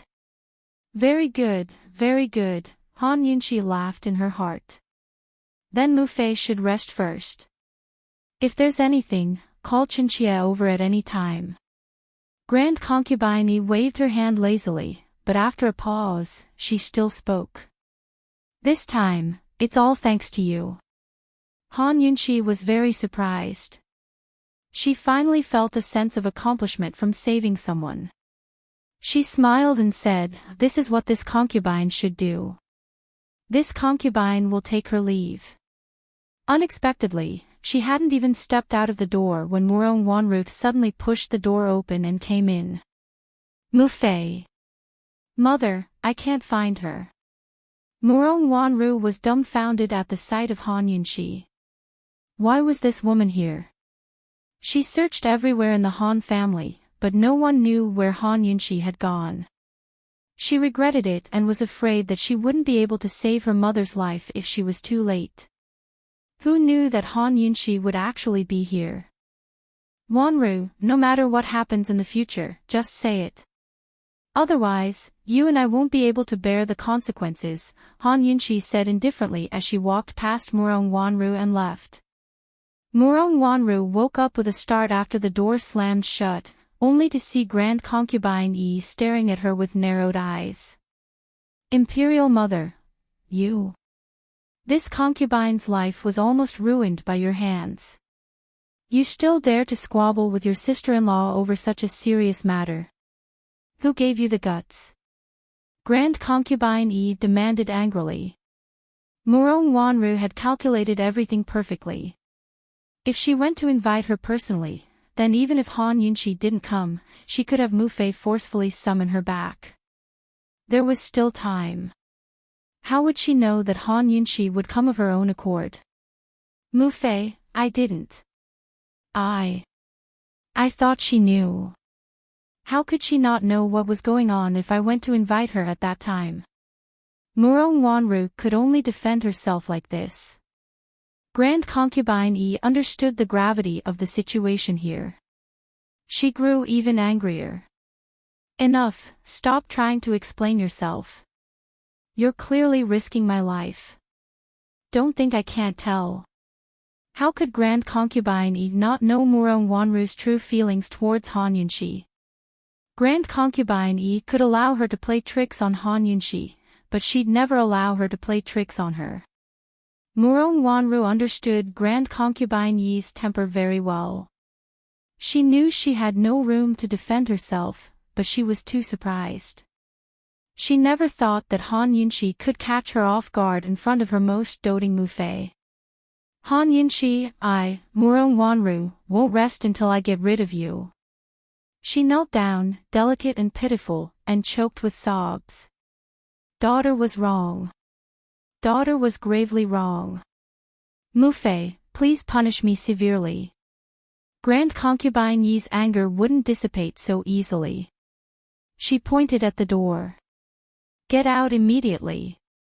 Shut yourself up and reflect on your mistakes. Without my orders, you're not allowed to leave. Han Yunshi heard this from the door and almost burst into laughter. Fortunately, she held back in time.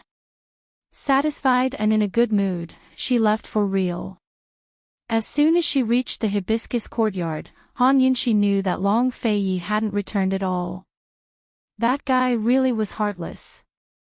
Mu Fei's life was on the line from being poisoned, but he didn't even show his face. She ate breakfast as she asked, "Is Chu Shifeng not here either?" "He went out yesterday afternoon and hasn't come back." "Esteemed Wang Fei, the entire estate knows about what happened yesterday. You're so formidable." Zhao Mama smiled as she gave her a thumbs up. Last night's events would cause a sensation for days. It wasn't the first time Han Yunxi had made headlines in the capital, so she didn't care much. But Zhao Mama's words reminded her of Madame Li's words before she died. Everyone knew that Tianning had a Duke of Qin, but not Emperor Tianhui. Everyone knew that Qin Wangfei's poison skills were brilliant, but not that she was an expert in detoxification and poisoning. How much trouble would these words bring to Long Fei Yi? How much trouble would that bring to her? Would Long Fei Yi be able to settle the matter of a traitor in the Han family that implicated the entire family? She didn't know if that fellow was in the palace or at the solitary enclosure right now. She could only wait until he came back to find out the situation. Thinking up to here, Han Yunxi lost her appetite. She was exhausted from a sleepless night, so she told Zhao Mama not to disturb her before going upstairs to rest. After being kidnapped, faced with Madame Su's false accusations, and then the matter of the bet, Han Yunxi hadn't had a good night's sleep yet. Although her mind was full of worries, she was still exhausted. She didn't even reach the bed before she fell on it and pretended to be dead. After lying there for a long time, she lazily turned over.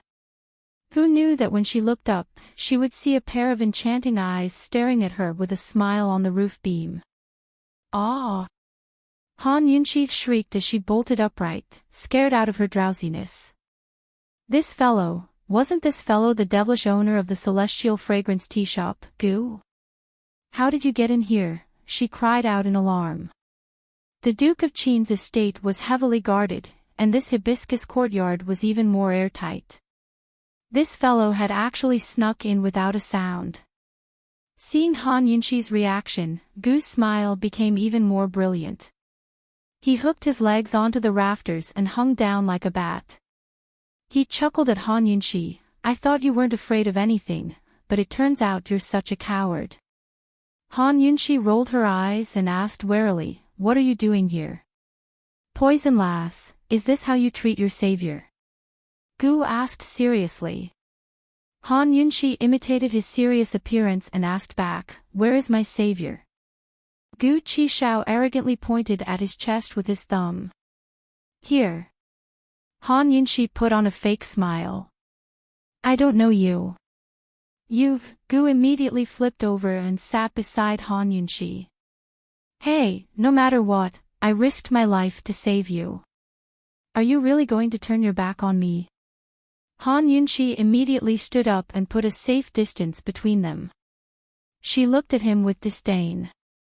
"If you have something to say, say it quickly. No matter where this evildoer came from, with his dissolute nature and unruly appearance, he must be a bad guy with no bottom line and no integrity. It was best to stay away from him. TSK TSK TSK, heartless lass." Gu looked dejected. "Enough of that. If you had acted earlier, would you have risked your life to save me?" Although Han Yunxi had pleaded for leniency on behalf of the Celestial Fragrance Tea Shop, that was just to spite Long Fei. Gu Qishao had saved her for the same reason as Long Fei. They'd both delayed until the very end and ignored her danger to lure out the true culprit behind the scenes. Gu Qishao's martial arts skills were definitely on par with Qingyi's. He could very well have saved her back in the caves. After being exposed by Han Yunxi, Gu stroked a strand of hair behind his ear and slowly smoothed it down. He did not quibble. Han Yunxi raised her eyebrows and looked at him. Her heart was filled with emotions. Why did this guy's smooth movements look even prettier than a woman's? And it did not look awkward at all. Could it be that everything would be beautiful if one was beautiful? Of course, Han Yunxi would not be bewitched by his beauty. She did not hold back. Why are you looking for me? Long Fei Yi was already unhappy when she took off her shoes and socks. If he knew that a man had barged into her room, who knew how that conservative iceberg would react? I have something to do. Gu immediately replied. Then tell me. Actually, Han Yunxi was still very curious. If he took the risk to barge in here to find her, there must be something. Gu chuckled and got up to approach. Han Yunxi immediately retreated. Stay away from me, or else I'll call for help. This guy was really brilliant when given a little sunshine.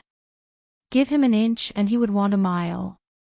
Only then did Gu Qishao stop and ask in a low voice, Lass, who taught you your poison skills? Who told you to use goldfish to test for 10,000 snake poison? Last night, Gu was also at the Supreme Court's entrance and saw the entire process of Han Yunxi testing the poison. Not to mention the Li family, even he did not know that goldfish could test for 10,000 snake poison. Presumably, the masked man behind the Li family did not know either. This lass was really amazing. Who was her master? Where did she learn her poison skills? If Han Yunxi remembered correctly, this guy had asked her the same question back in the cave. He couldn't have chased her all the way here just to ask this question, right? I thought you were here to plead for leniency for the Celestial Fragrance Tea Shop. Han Yunxi was surprised. This gentleman can afford to lose a trifling tea shop, Gu smiled confidently. This gentleman is more interested in you and your poison skills. What an evildoer. Han Yunxi actually felt rather sorry for the tea shop. She wanted to find a chance to ask Chu Shifeng how he dealt with Long Fei Yi, but it looked like there was no need for that now. As for her poison skills, a third came from innate talent, a third came from hard work, and the last third came from the help of the detox system. If someone had to ask her who her master was, she could only say that it was the detox system. This formless system contained all sorts of knowledge about poisons from ancient times to modern times. Even now, she was learning as she used it. Of course, this was a secret, her biggest secret. She would never tell anyone. And who taught you your poison skills? You're the owner of a tea shop, but your poison skills aren't bad either. No wonder Long Fei Yi investigated you. Han Yunxi cleverly changed the topic to Gu.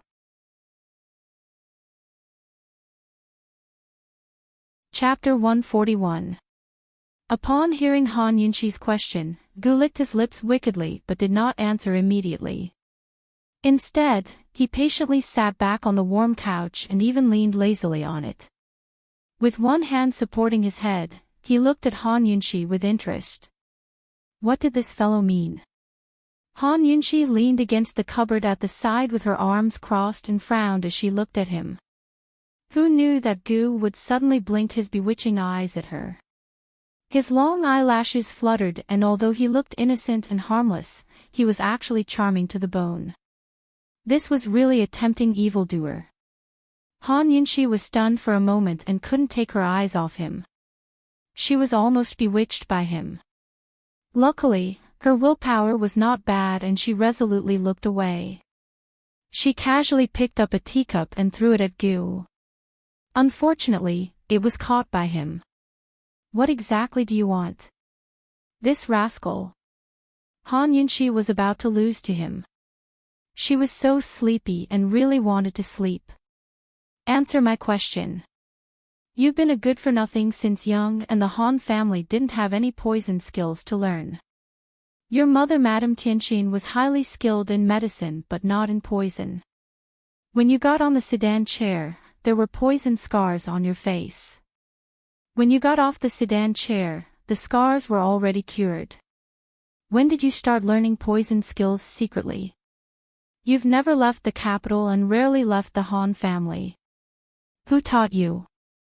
Upon hearing Gu's words, Han Yunxi narrowed her eyes and gave a cold smile. You've done a thorough investigation. Gu wasn't the least bit modest.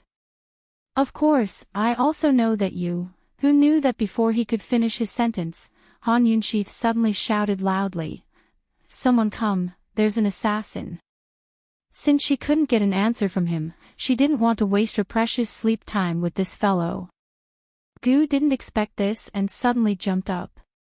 You! Han Yunxi worked even harder. Someone come, quickly, the assassin is here. Soon, the sound of footsteps could be heard from all directions. Gu had put in a lot of effort to get here. He narrowed his eyes and licked his lips. He gave Han Yunxi a thumbs up and exuded a dangerous aura. Aren't you afraid that I'll take you as a hostage? But who knew that Han Yunxi was not afraid at all? She lazily lay down on the warm bed, looking like she was telling him to do as he pleased. She even closed her eyes. She was not afraid of him. If this guy was really dangerous, she would have been in danger long ago. Gu was stunned for a moment and then burst out laughing. This woman was really interesting. He liked it. Even though the footsteps outside were approaching, Gu had no intention of escaping.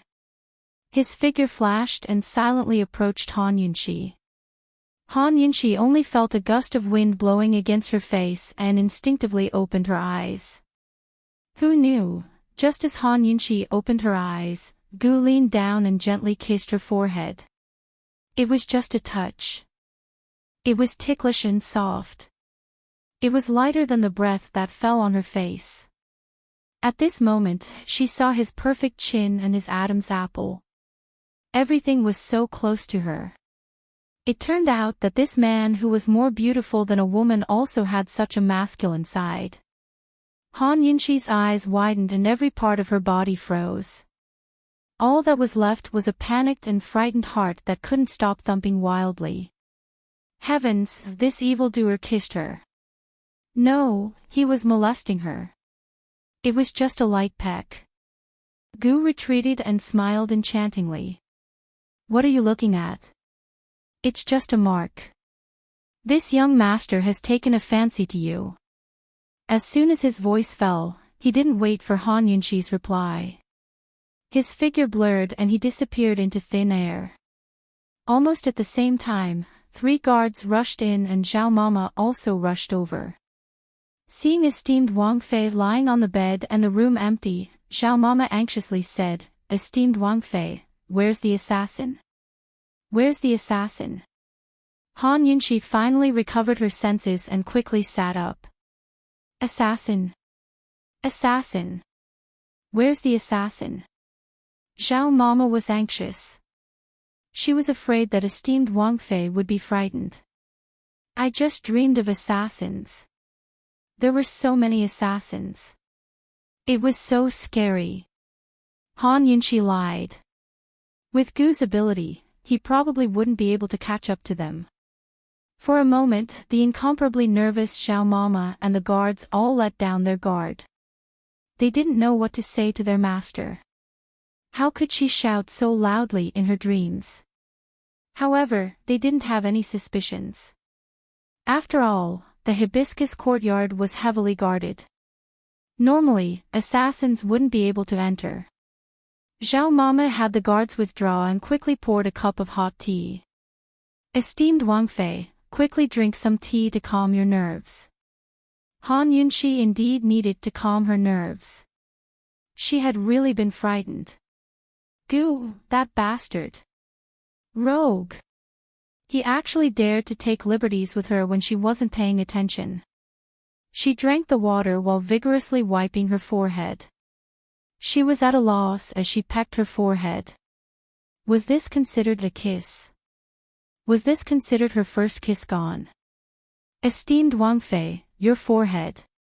What happened? Zhao Mama suspiciously asked. Han Yunxi immediately let go. No. Nothing. Gu Qishao, that evil bastard. She decided to put him on her blacklist. He better not come here again. Otherwise, every time she saw him, she would shout. No, every time she saw him, she would poison him. Her body was originally weak, but after being frightened by Gu, Han Yunxi was completely awake. She sat for a long time before sneaking into Long Fei Ye's palace to soak in the hot spring. In the end, her physical strength was limited. After soaking in the hot spring, she laid on the bed while pondering over Gu's background. She unknowingly fell asleep. This sleep could be described as dark. She slept through the afternoon and night, only waking up at noon the next day. When Han Yunxi woke up, she heard all kinds of rumors in the capital. Without exception, they were all related to what happened last night. There weren't many rumors about Madame Li and her daughter, but there were many jokes about Mu Luiyue.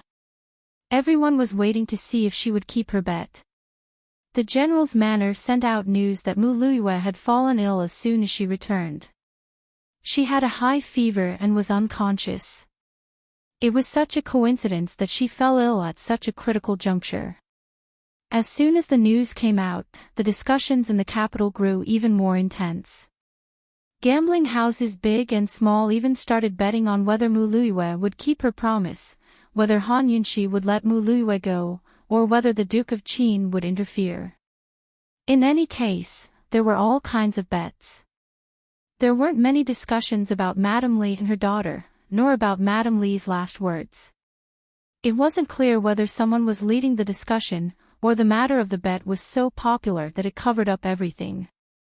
Han Yunxi couldn't set her mind at ease until she got a definite answer from Long Fei Yi about the safety of the Han estate. The next night, Han Yunxi had just left Grand Concubine Yi's quarters when she saw that the lights in Long Fei Ye's quarters were still lit. Excited, she immediately went to knock on the door. Knock, knock, knock. Long Fei Yi was lying in a rocking chair, his handsome brows covered in fatigue. One couldn't help but wonder what he'd been up to these past few days. Long Fei Yi knitted his brows and stood up to walk to the desk before opening his mouth. Come in. Han Yunxi pushed open the door and walked all the way to the study. Long Fei Yi picked up a brush to write a memorial without even looking at her. Han Yunxi stood in front of him and asked from the other side of the desk, Madame Li is Qingyi, right? Long Fei Yi replied mildly. Since Madame Li was Qingyi, she was the leader of these spies. If they caught Madame Li, they'd be able to catch all of them in one fell swoop. Then, what about that green-faced, fanged masked man from that day? Han Yunxi asked again. That masked man was a true master of poisons. If they didn't get rid of him now, there'd be more trouble in the future. Other than Madame Li, no one knows of his existence. Long Fei Ye's tone was still very calm, but Han Yunxi's mind was filled with Madame Li's silent face. She couldn't understand. What kind of ability did that masked man have to make Madame Li so loyal to him? After asking about Madame Li, Han Yunxi hesitated for a moment before asking again, Celestial Fragrance Tea Shop's owner, did you find out his background? At this moment, Long Fei Yi raised his head and asked coldly, do you need something from this prince? Han Yunxi didn't know if it was because they were too close or because his eyes were too cold, but she subconsciously took a step back.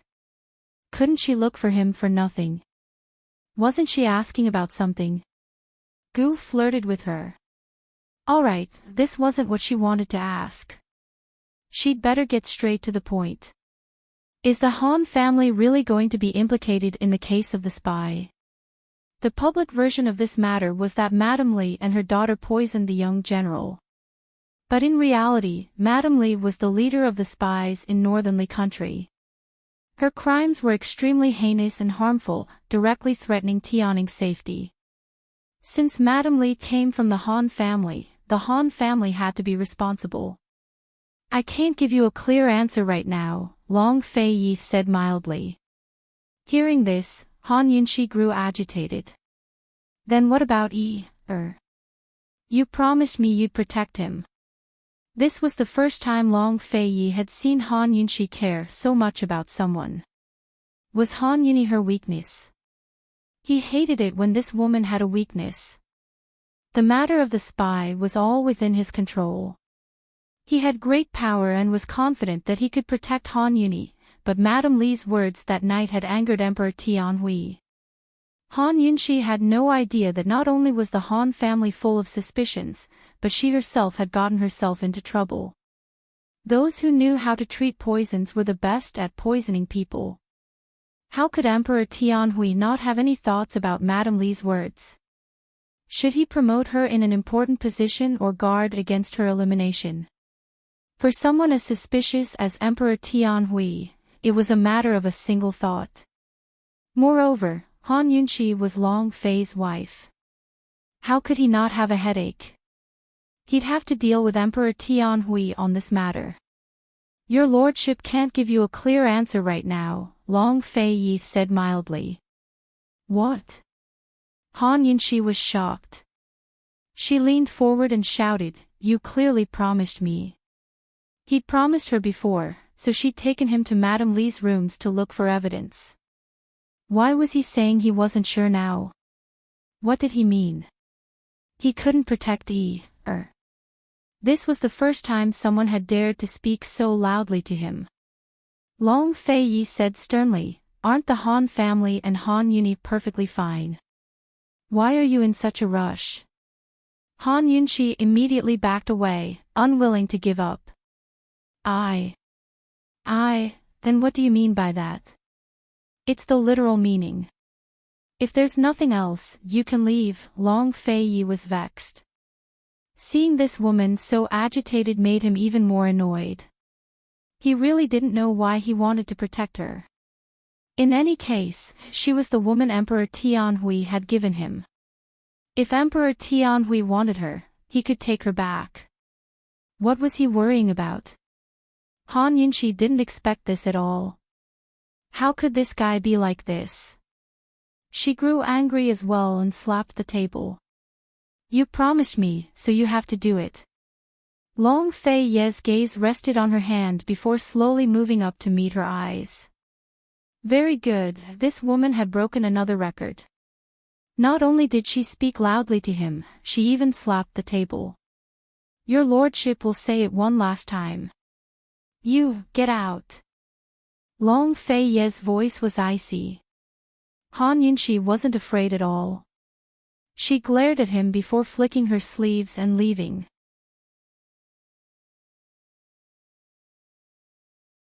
Chapter 142. Han Yunxi angrily left the palace and returned to Leisurely Cloud Pavilion.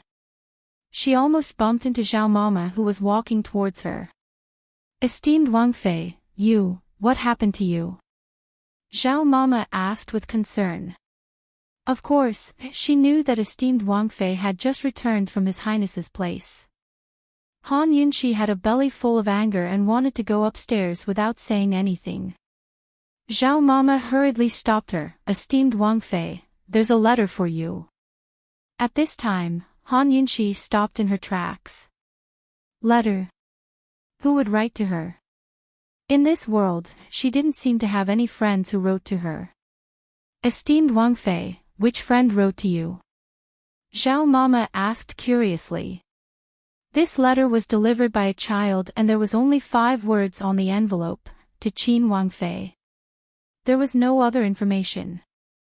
Zhao Mama was a very curious old lady, but in the end, she didn't have the guts to open it privately. Seeing Zhao Mama's curiosity, Han Yunxi casually snatched the envelope and went upstairs without saying a word. Who wrote to her? Han Yunxi was very curious. Who knew that when she opened it, she would find that it was from Gu Beiyue. He wanted to meet her at Ming Xiang Tea House tomorrow afternoon. That fellow should have left the palace. With that fellow's personality, if it wasn't for business, he would definitely use this method to ask her out. Only, did he want to meet her for a private matter? Alright, she would know when she went tomorrow. At this time, Han Yunxi didn't have the heart to think too much. She walked to the window and looked at the brightly lit palace. Her heart felt stifled again. That hateful Long Fei Yi, why was he so fierce? She waited for him for 3 days and was met with a fierce response. He had clearly promised her, so couldn't she ask a few more questions to clarify things? Now that the Han family was indeed doing well, he had better ensure that the Han family would continue to do well. Otherwise, sooner or later, she would return the fierce response. That night, Han Yunxi was destined to lose sleep. The next day, she woke up at dawn and sat in the courtyard to make tea. Not long after, she saw Long Fei Yi about to leave. Cough cough. She deliberately coughed a few times. Long Fei Yi really stopped and turned around to look at her. "Your Highness, would you like to have a cup of tea?" she asked calmly, as if nothing had happened last night. However, Long Fei Yi refused without thinking. No need. After saying that, he put on his cloak and hurried out, as if he had something urgent to attend to. Han Yunxi still maintained a leisurely expression. However, as soon as Long Fei Yi's back disappeared, her eyes slowly narrowed. This guy. She had already taken the initiative to give in. What else did this fellow want? Couldn't he just sit down and have a good talk with her? If the Han family's matter was really difficult to deal with, she could understand and think of a solution together, right? She already knew about the spy, so what else was there to hide from her? If he left in a hurry, would it still be because of the spy case? Han Yunxi had always been a strong-willed person. Perhaps Long Fei Yi was the only one who could anger her.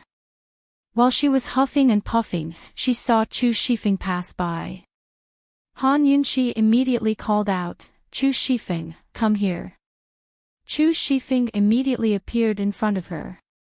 "Esteemed Wang Fei, what orders do you have?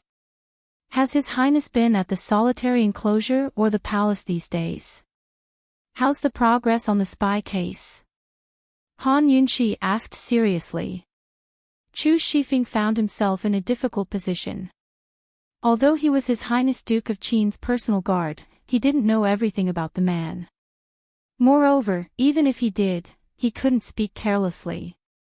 Keeping one's mouth shut was the most important profession for a servant. To reply, "Esteemed Wang Fei, this subordinate isn't clear," Chu Shifeng replied seriously. "Still at the solitary enclosure. Did Han Ruoxue do the same?" "I don't think she knows anything about the poisoning," Han Yunxi asked next. "Esteemed Wang Fei, this subordinate really doesn't know. How about you ask His Highness when he comes back?" "This subordinate still has..." Chu Shifeng wanted to slip away, but Han Yunxi said lazily, "Could His Highness have gone to see the Emperor? I was planning to go to the palace as well, so I might as well go take a look." Chu Shifeng stopped at her words, his expression flustered. "Esteemed Wang Fei, His Highness won't enter the palace today. It's better if you don't go." "So he's at the solitary enclosure then?" Han Yunxi pressed on. Chu Shifeng averted his gaze and hastily made up an excuse. "Esteemed Wang Fei, today's the end of the bet. Aren't you going to pay attention to the situation at the general's estate?" Did she need Chu Shifeng to remind her? Of course Han Yunxi knew what day it was. "You still haven't answered my question," Han Yunxi pressed on. "Esteemed Wang Fei, this subordinate really doesn't know a thing." Chu Shifeng couldn't take it anymore and disappeared before he finished. Han Yunxi knew that Chu Shifeng's mouth was tight, but she wasn't asking for any shameful secrets. Was there a need to be so secretive? Han Yunxi felt that something was off, but she couldn't figure it out. After breakfast, she rested a bit before leaving the house. As she passed by the general's estate, she saw a crowd of people crowding around the gates. There were 3 rings of people inside and outside, all of them talking and making a racket. The gates to the general's estate were shut tight. Even the side door was shut. Han Yunxi sucked in a cold breath. Although she knew that Mu Luiyue would be the center of attention today, it shouldn't be like this. However, on second thought, with Mu Luiyue's spoiled and arrogant temperament, she should have offended quite a few people. There were plenty of people who'd hit her while she was down. There must have been someone who'd take advantage of this opportunity to fan the flames and hit her while she was down. This matter had caused such a huge commotion that people had gathered at the entrance. Would Mu Luiyue come out? Was the great general really going to shield Mu Luiyue like this? Han Yunxi was filled with anticipation. She paused briefly before turning to leave. She didn't notice that a sedan chair was parked on the other side of the crowd. Princess Chongping, who hadn't shown her face for a long time, was sitting inside. As soon as Princess Chongping received Mu Luiyue's letter, she'd rushed to the capital. Unfortunately, the journey was too long and she'd only gotten back this morning. Originally, she'd planned to deal with Han Yunxi with Mu Luiyue, but who knew that Mu Luiyue had actually lost? At this moment, she lifted a corner of the curtain and looked at the commotion in front of her, her expression uncertain. She and Mu Luiyue had played together since childhood and could be said to be best friends among best friends. How could she allow Mu Luiyue to be bullied like this? Moreover, the one bullying Mu Luiyue wasn't just anyone, it was Han Yunxi, the person she hated the most. Princess, Miss Luiyue is too pitiful. Madame Li is a member of the Han family, so perhaps Han Yunxi already knew. That's why she purposely made a bet with Miss Luiyue. Servant Shuanghong guessed in a low voice. She'd received many benefits from Mu Luiyue and naturally had to speak up for her. Luiyue, that idiot, was set up. I don't know how the justice courts investigated this case, but in this princess's opinion, the Han family, including Han Yunxi, are all suspects. Princess Chongping said angrily. Shuanghong was overjoyed and hurriedly said, Princess, today is the last day of the bet. If Qin Wangfei is suspicious, then can't we postpone the bet? Shuanghong's words woke her up.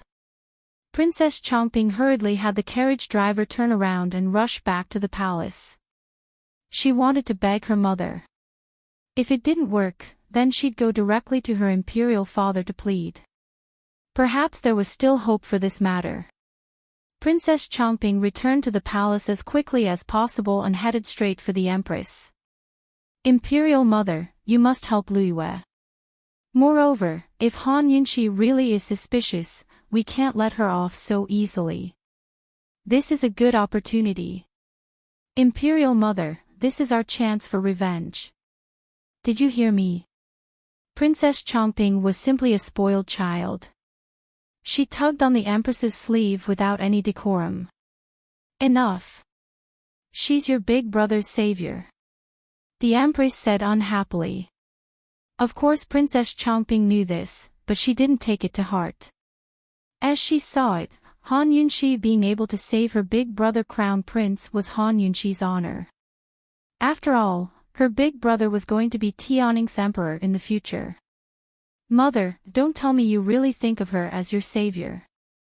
His Highness Duke of Qin should be accompanying her right now. As for whether she came for the marriage, this old servant isn't sure, Eunuch Shui said with a smile. Imperial Uncle Qin is accompanying her. Princess Chongping was astonished. Ever since she was young, she'd never heard of Imperial Uncle Qin accompanying any woman. Eunuch Shui nodded his head mysteriously. He'd been wondering about this all this time as well. Yesterday, His Highness Duke of Qin and the Emperor had been talking behind closed doors about Madame Li's case, but he wasn't clear on the specifics. Who knew that Princess Rongla would be taken away by the Duke of Qin after coming to see the Emperor today? As he saw it, the Duke of Qin and Princess Rongla had a chance.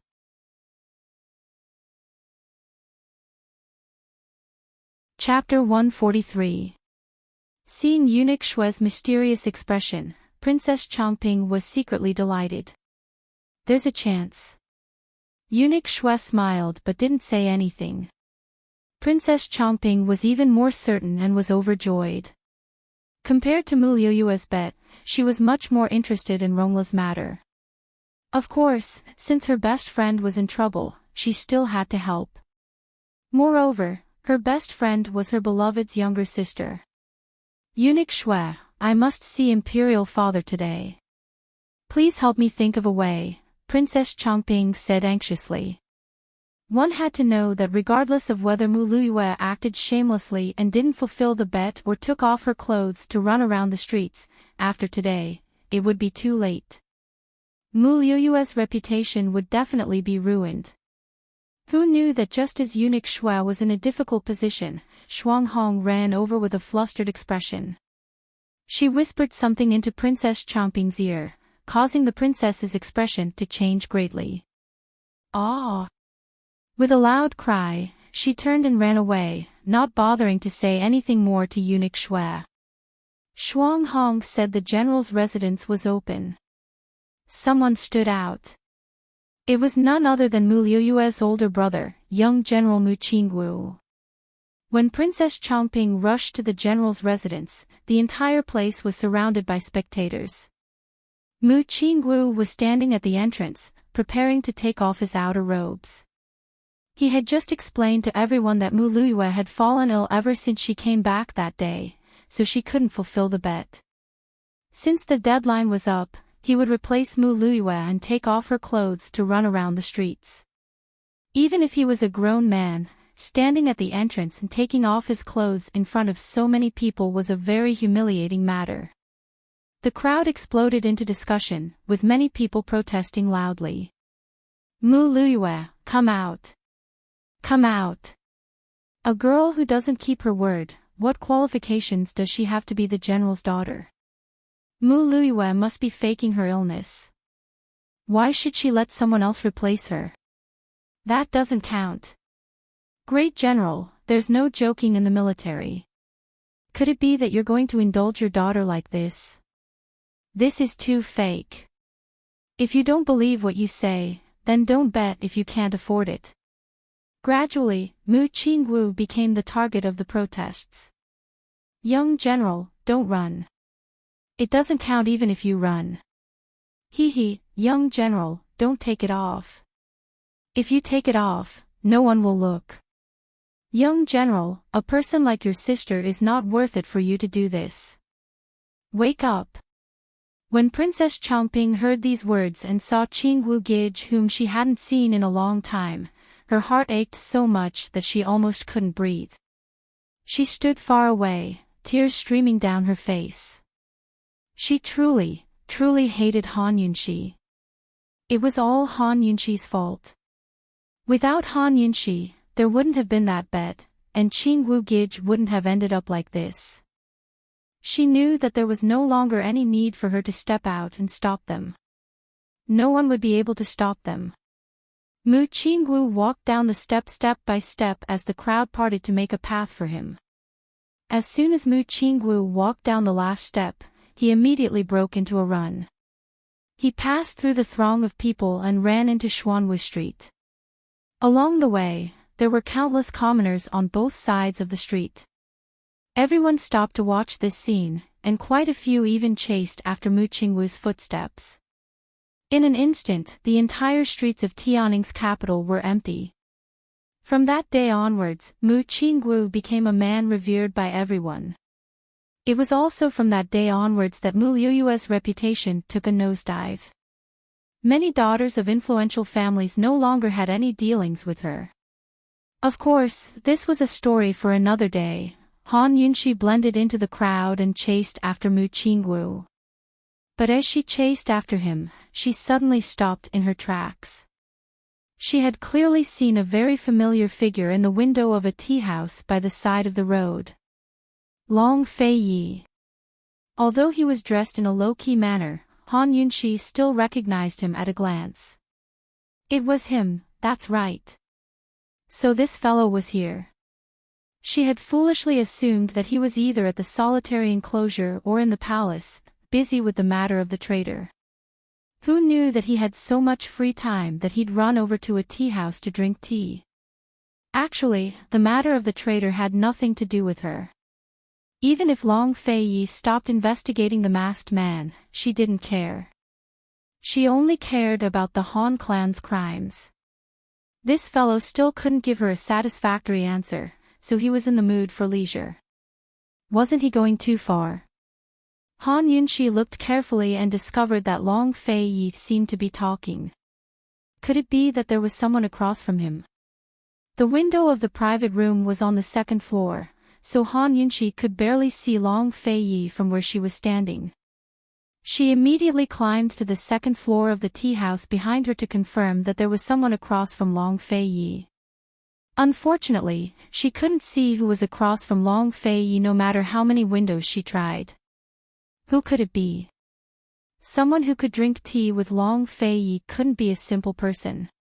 Could it be an important guest? But if it was an important guest, why would he be in a tea house on the main street? Han Yunxi became more and more suspicious. In the end, she decided to go to the tea house across the street to take a look. But just as she was about to leave, Long Fei stood up. They were about to leave. Han Yunxi became nervous. She leaned on the windowsill and didn't move. When she saw Long Fei disappear from the window, her gaze immediately shifted to the entrance of the tea house downstairs. She held her breath and waited. After a while, Long Fei walked out, and behind him was, Han Yunxi's eyes widened. She suddenly raised her hand and covered her mouth. She was so shocked that she couldn't speak. It was too unbelievable, too unexpected.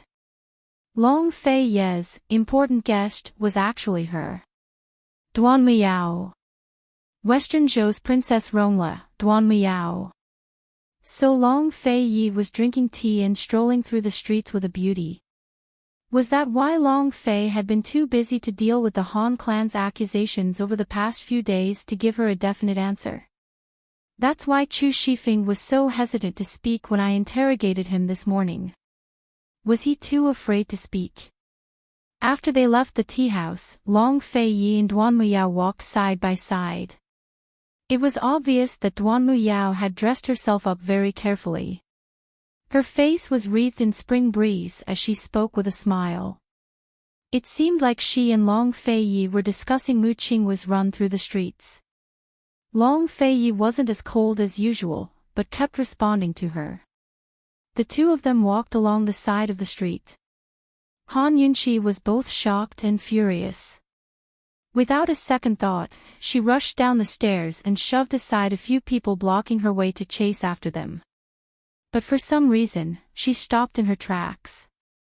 Her thoughts were unclear, but she suddenly darted into a small alley on the side, then returned to Xuanwu Street through the alley in front of Long Fei's group. She stopped and took a deep breath before standing there, waiting for them to catch up. Actually, if you asked Han Yunxi what she was doing, she wouldn't be able to answer. She didn't even think before she did as she was told. Although Mu Qinghu had just run past them, the streets were still crowded with people. Occasionally, they bumped into each other, but Han Yunxi didn't care. She stood there stubbornly. Finally, she saw Long Fei's group walking towards her, getting closer and closer. Finally, they were just a step away from each other. Of course, Long Fei and Duan Muyao saw her too. However, Long Fei's gaze only lingered on her face for a second before he looked away. He walked past her expressionlessly like a passerby. At this moment, Han Yunxi felt as though her heart had been struck by something. She was caught off guard and didn't know what was wrong with her. Duan Muyao was surprised to see Han Yunxi by chance, but when she saw that Long Fei didn't greet her, she felt smug. She lifted her chin high and shot Han Yunxi a provocative look.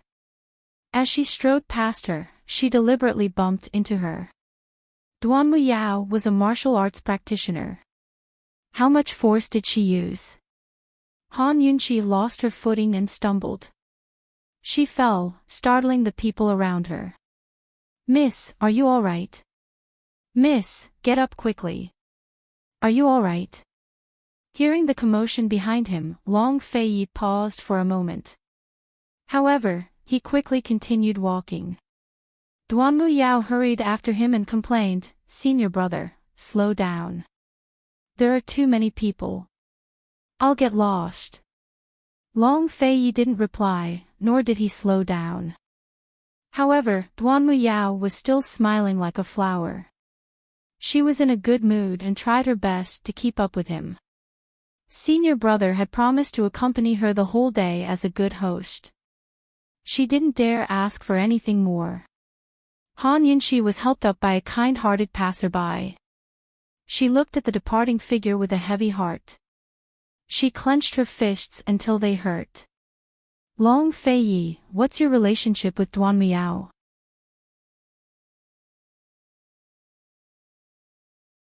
Chapter 144. Han Yunxi stood there in a daze. No matter how the passers-by asked, she didn't respond. Until the familiar figure in front of her disappeared, she finally regained her senses from her own world. At this moment, the passers-by had all dispersed. However, even though she had regained her senses, her heart still felt stifled and uncomfortable. Between Long Feiyi and Duanmu Yao, between senior brother and junior sister, could it be that there was really something going on? Otherwise, why would that fellow who never gave anyone an exception put down his status and accompany Duanmu Yao shopping? This was too unlike his style. When they were fighting against the poisonous python, Long Feiyi was so anxious to protect Duanmu Yao's life. However, when they were in the Medicine Ghost Valley, Long Feiyi didn't show any favoritism. Instead, he was more biased towards her. However, the reason why he was biased towards her back then was because they had the same goal, which was the lifeblood pill. If he didn't shoulder the Emperor's order back then, would he still stand on her side? As Han Yunxi thought and thought, she started to laugh. She laughed lightly at herself. What was wrong with her? She was only Long Feiyi's princess consort in name. What did the relationship between him and his junior sister have to do with her?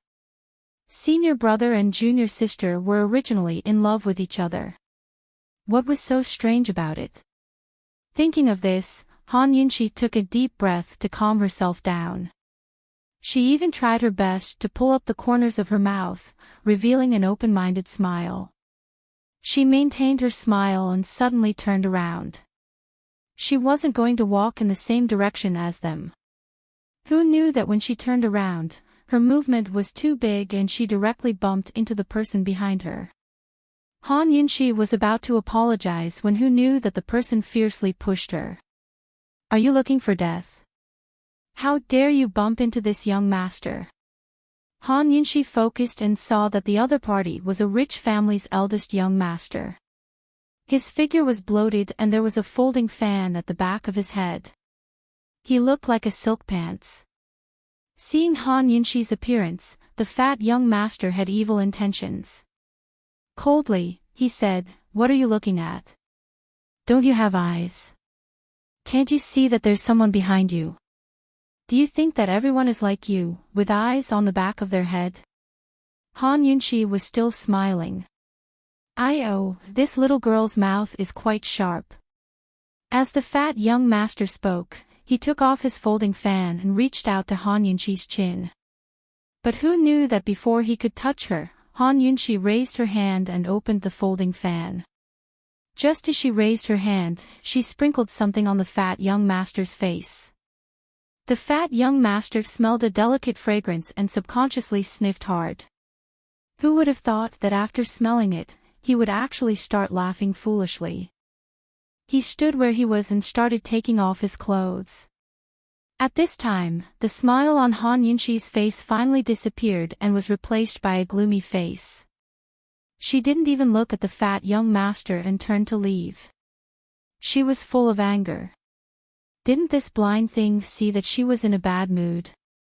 He actually dared to provoke her at this time. He was simply courting death. Well, she admitted she was in a terrible mood. With her back to the Long Feiyi's direction, Han Yunxi wandered aimlessly on the street. It wasn't until the evening when she heard the drums from the Hugua temple in the distance that she remembered something important. She had an appointment with Gu Beiyue in the afternoon. It was 4.5 hours before the appointed time. Han Yunxi didn't think much and directly rushed to the Mingxiang tea house. As soon as she entered the private room, she saw that Gu Beiyue was still waiting for her. She immediately apologized. "I'm sorry, I'm late." However, Gu Beiyue not only didn't blame her, but also quickly poured a cup of water for her. "It's this one's honor that the princess consort can come. Drink a cup of water first, there's no hurry." No hurry. She was late for so long, but this guy still said there was no hurry. His temper was too good. Even if there was a difference in status, she really couldn't see the slightest bit of complaint from his gentle eyes.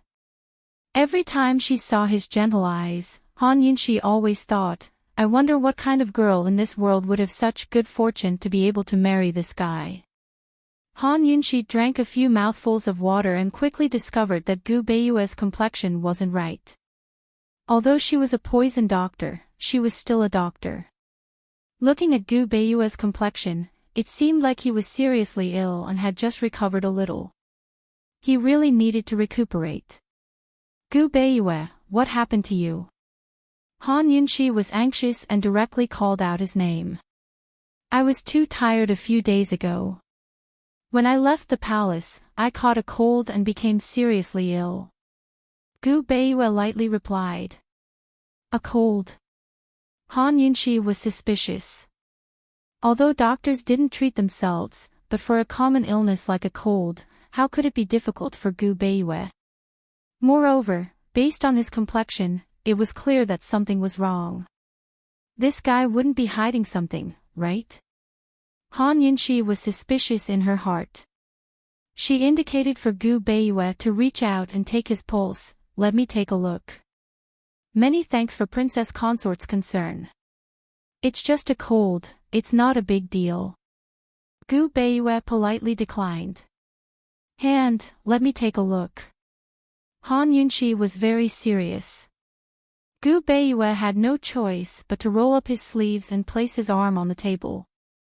Han Yunxi seriously took his pulse and her beautiful brows tightly knit together. His pulse was very, very weak, it even seemed like his vitality had been greatly damaged. But it was just as Gu Beiyue said, the cold had entered his body and there were no other signs of his pulse. Strange, Han Yunxi seriously looked at him again.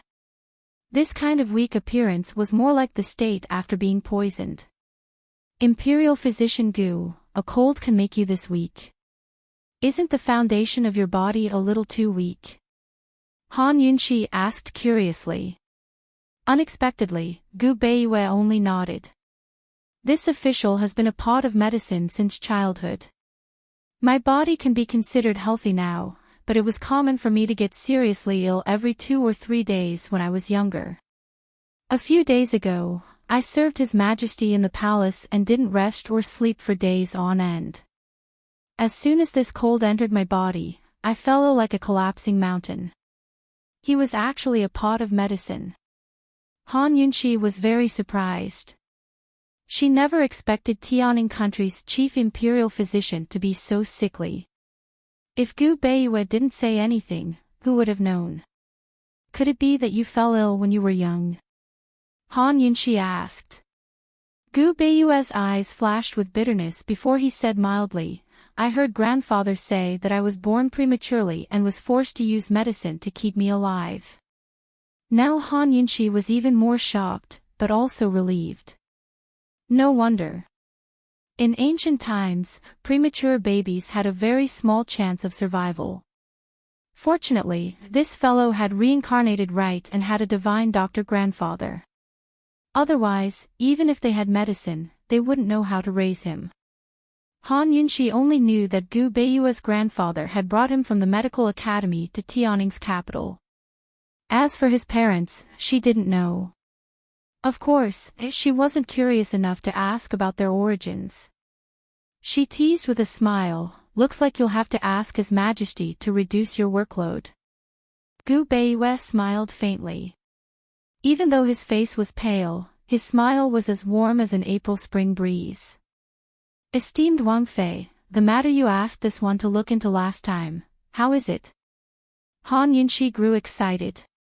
So this was the reason why this fellow had asked her to come here. She'd asked him to investigate how Hong Kongan had become a director of Cloud Realm Medical Academy in the past. She wanted to find out if Lady Tianxin had any connections with the medical academy. Seeing Han Yunxi so agitated, Gu Beiyue hesitated a little before continuing. Esteemed Wang Fei, I'm very sorry. Cloud Realm Medical Academy's directors have all heard of Lady Tianxin, but they don't know her. Han Yunxi was stunned by his words. Lady Tianxin's name had spread throughout Tianning's capital in the past. She'd even agreed to let Hong Kongan become a director of Cloud Realm Medical Academy. She'd assumed that Lady Tianxin had excellent connections within the academy. Who knew things would turn out like this? A director was considered a mid-level position in the medical academy. Above that were many important people with important positions. Perhaps they'd know Lady Tianxin, who had the confidence to make Hong Kongan a director. If she was looking for connections, she'd have to find someone above that, right? Then do the Council of Elders and the Academy head know my mother? Han Yunxi asked anxiously. Gu Beiyue laughed at her words. Esteemed Wang Fei, this one can only find out this much. When my grandfather was still alive, he'd only seen the medical academy's elders a few times. Esteemed Wang Fei, perhaps Lady Tianxin really has nothing to do with the medical academy. With Lady Tianxin's power, it wouldn't be hard for her to support Hong Kongan. Hong Kongan's medical skills were indeed worthy of a director position in the past, Gu Beiyue analyzed objectively. Alright, Han Yunxi knew she'd been impulsive, but this was the only clue to Lady Tianxin's identity. She was impatient. After drinking a few cups of tea in silence, Han Yunxi stopped making things difficult for Gu Beiyue. After all, this matter couldn't be rushed. She asked offhandedly, you invited me here just for this. There's one more thing. Gu Beiyue was a little embarrassed. Han Yunxi knew that her intuition wouldn't be wrong. This guy had invited her in private, so there must be something else. There's no one else here. Speak.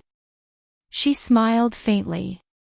Gu Beiyue's smile was extremely bashful, and especially cute. Even though he was bashful, he was serious. Esteemed Wang Fei, this one heard about your bet with Miss Liyue, so... I'm curious how you knew to use goldfish to test for the 10,000 snake poison? The spectators that day didn't know, but Gu Beiyue was a doctor. He knew, and because he knew, he could tell that something was amiss. To be exact, there were two ways to test for poison.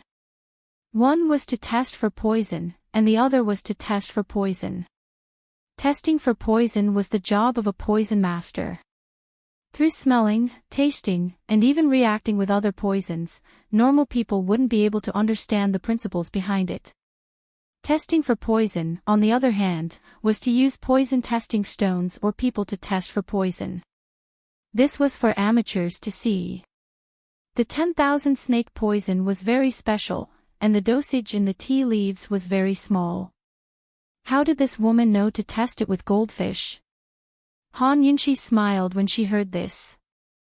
Not long ago, Gu had also made a special trip to the Duke of Qin's residence to ask her this question. Even though Gu Beiyue didn't know much about poisons, he was still worthy of being called a godly doctor. Towards Gu Beiyue, Han Yunxi inexplicably let down her guard. She answered generously, I once saw it in an ancient book. Fortunately, I remembered it. Is it an ancient book left behind by Madame Tianxin? Gu Beiyue pursued. Alright, she used Madame Tianxin as a shield to block all those who doubted her, so she might as well use it all the way. Yes, it was left behind by my mother. It seems that Madame Tianxin was also a poison master. Chapter 145. The one who delivered the food was no one else but the one who had teased Han Yunshi a few days ago, Gu. He was still dressed in an incomparably high-profile and luxurious floor-length red robe. Even if he was carrying a plate of dishes, he still gave off a feeling of absolute beauty, nobility, and magnificence. His long and narrow black eyes were evil and hedonistic, bewitching, and he always had a smile that was not a smile, as if he had never known what worry was. Han Yunshi suddenly stood up and slapped the table. "Why is it you?" Gu revealed a very happy smile. "It's rare for the princess consort to come to this small store. This small store is truly honored. As the owner, this one naturally has to personally serve you." He walked over and elegantly placed down the plates of food, ignoring Han Yunshi's shock. "Heavenly fragrance tea house, tender fragrance tea house." This fellow was rich and had properties all over the world. Why didn't she think of this? He really was a ghost that wouldn't go away. With Gu Beiyue here, Han Yunshi didn't want to waste time talking to this fellow. She calmly sat down and naturally accepted the service of this great owner.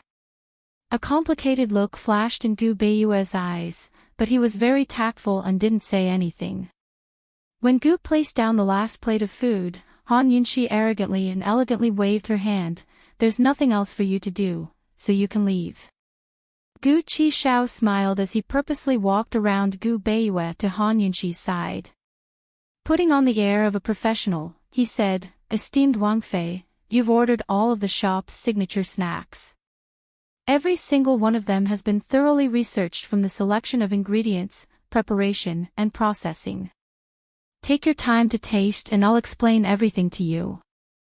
As he spoke, he took the initiative to pick up a piece of osmanthus cake and placed it in Han Yunshi's plate. Han Yunshi looked at it and then slowly picked up the plate and poured it away. "Do you believe that if you don't leave, this princess will close your store?" Who would have thought that Gu would not be angry? He elegantly lifted his robe and sat down. "Of course I believe. If the princess consort likes this one's things, then they will all be yours."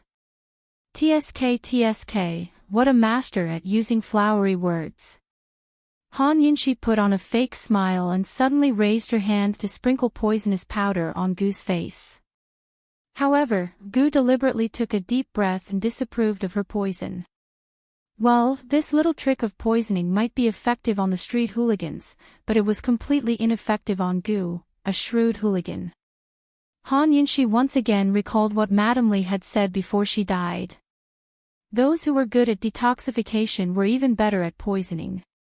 Those words were simply framing her. She was really not good at poisoning, especially when it was invisible. Han Yunshi narrowed her eyes, looking dangerous. Seeing her like this, Gu liked her more and more. In fact, he just happened to pass by and saw Han Yunshi by chance. He didn't really want to pester her. He was not an idle person. All right. Poison lass, just treat me to a meal as repayment for saving your life." Gu Qishao turned serious. However, when this guy was serious, he was still not serious no matter how one looked at him. "Is it so easy to repay your life-saving grace? Just a meal and we'll be done with it." Han Yunshi couldn't wait to get rid of this guy.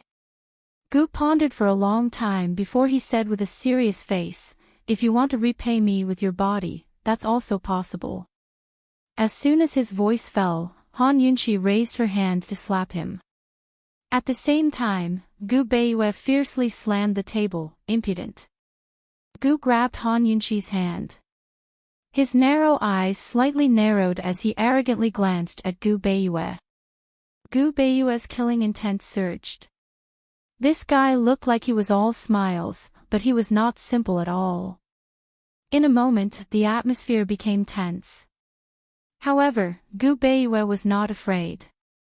He stood up and said in a cold voice, "This young master, please let go of the princess consort's hand immediately." Han Yunshi did not expect that the gentle Gu Beiyue would have such a fierce side. She recovered her senses and suddenly broke free from Gu's hand.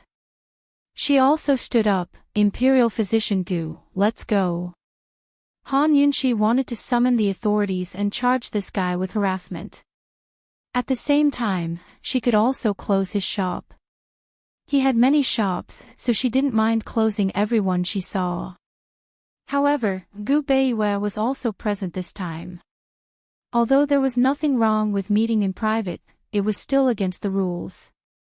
She was not afraid of being criticized, but she couldn't implicate Gu Beiyue.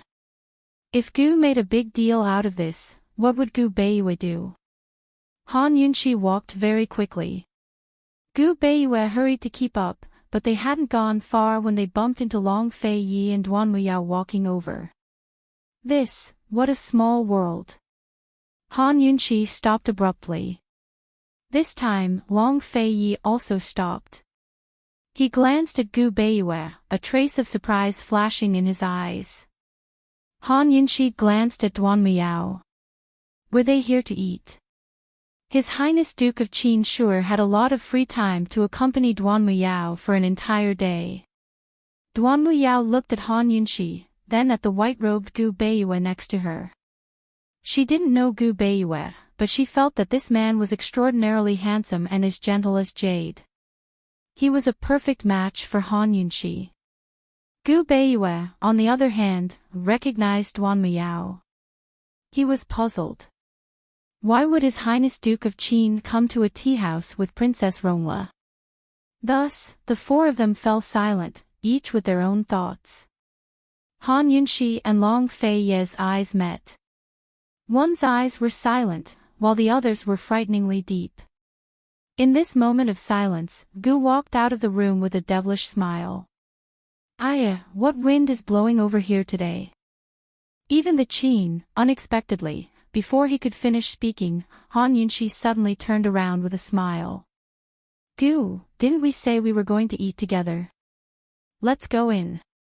As she spoke, she dragged Gu Beiyue along. Imperial Physician Gu, let's go together. I've troubled you several times, but I haven't had a chance to thank you yet.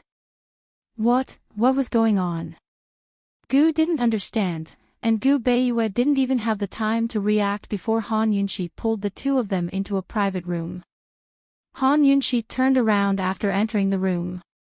She didn't spare Long Fei Yi another glance before slamming the door shut without hesitation.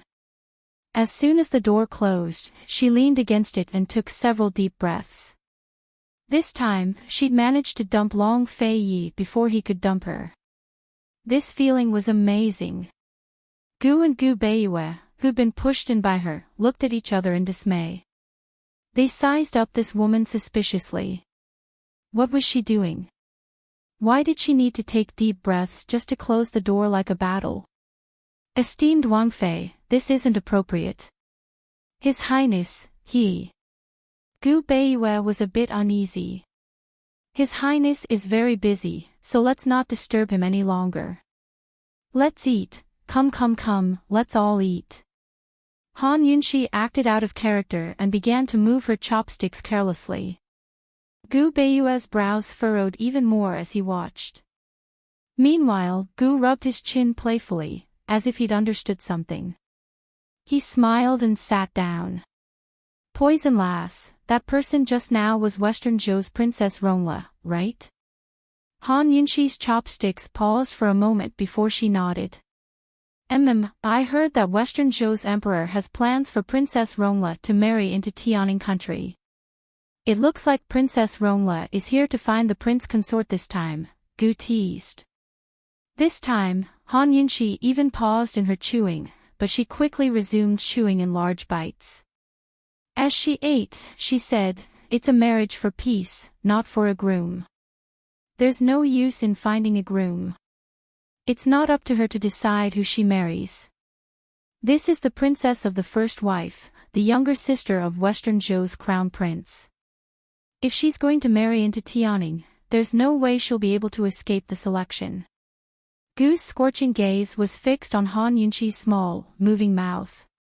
Even the way this woman ate was different from other women. The more he looked at her, the more he liked her. When would the Long Fei Yi divorce her? How about he just let her divorce the Long Fei Yi? Han Yunxi really didn't know much about the marriage for peace. She feigned indifference as she asked, "Who are the candidates?"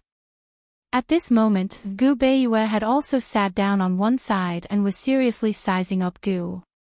He didn't interrupt the conversation. "What's the relationship between esteemed Wang Fei and this guy? From the looks of it, they don't seem to be bad friends. The Crown Prince, the young general, and..." Gu purposely paused before continuing, "the Duke of Qin."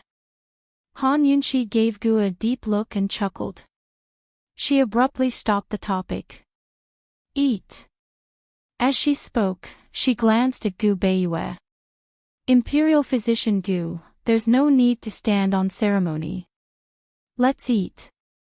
Duanmu Yao was going to marry the Long Fei Yi. She was the princess of the first wife, not Lady Su. How could she be willing to be a concubine? It looked like Duanmu Yao had a high chance of marrying the crown prince. She was destined to call Long Fei Yi imperial uncle and call Gu Beiyue imperial aunt. Thinking of this, Han Yunxi's bad mood suddenly vanished like smoke in thin air.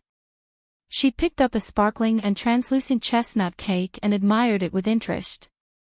Unexpectedly, Gu muttered to himself, "I've heard that this princess is well versed in literature, martial arts, and looks.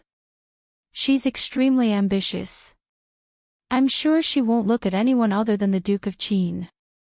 It's very likely that the Duke of Qin's estate will have two main consorts." Two main consorts. Why didn't Han Yunxi think of this? After all, even the Empress had appeared in the East and West palaces, what more a princess consort? It was said that although the East and West palaces and the Left and Right palaces were both main consorts, there was still a hierarchy between them. This time, Han Yunxi's hands and mouth completely froze. A complicated look flitted across Gu's eyes, but he still teased in a probing tone, Come, esteemed Wang Fei.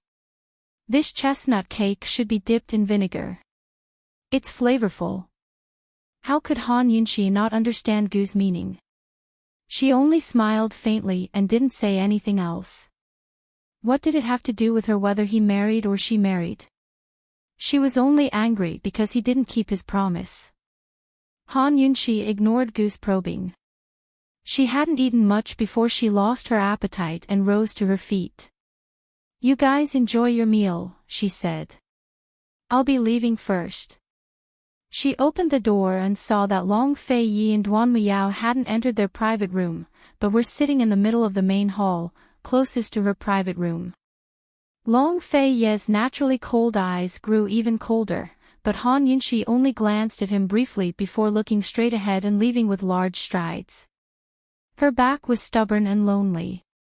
Long Fei Yi's gaze followed her down the stairs, his eyes cold and complicated beyond comprehension. Duanmu Yao saw it all and couldn't accept it. "Senior brother, let's eat. The food's getting cold." There was clearly a private room, but senior brother insisted on sitting here.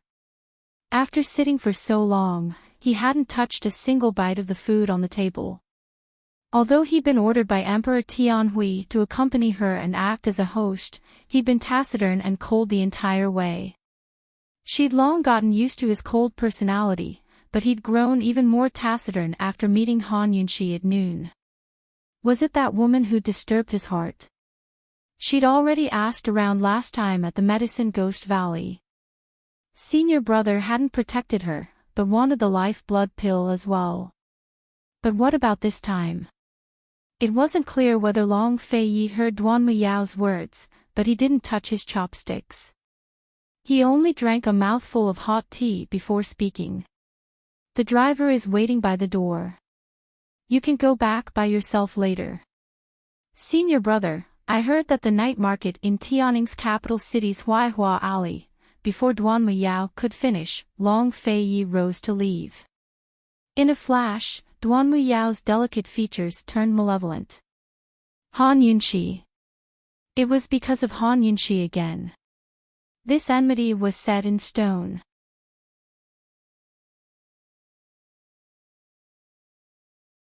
Chapter 146. After going out for a day, Han Yunxi was summoned by Grand Concubine Yi as soon as she returned to the estate. After treating the poison last time, she'd already performed acupuncture on Grand Concubine Yi twice. This would be the last time. Grand Concubine Yi truly cherished her life, so she couldn't afford to be careless.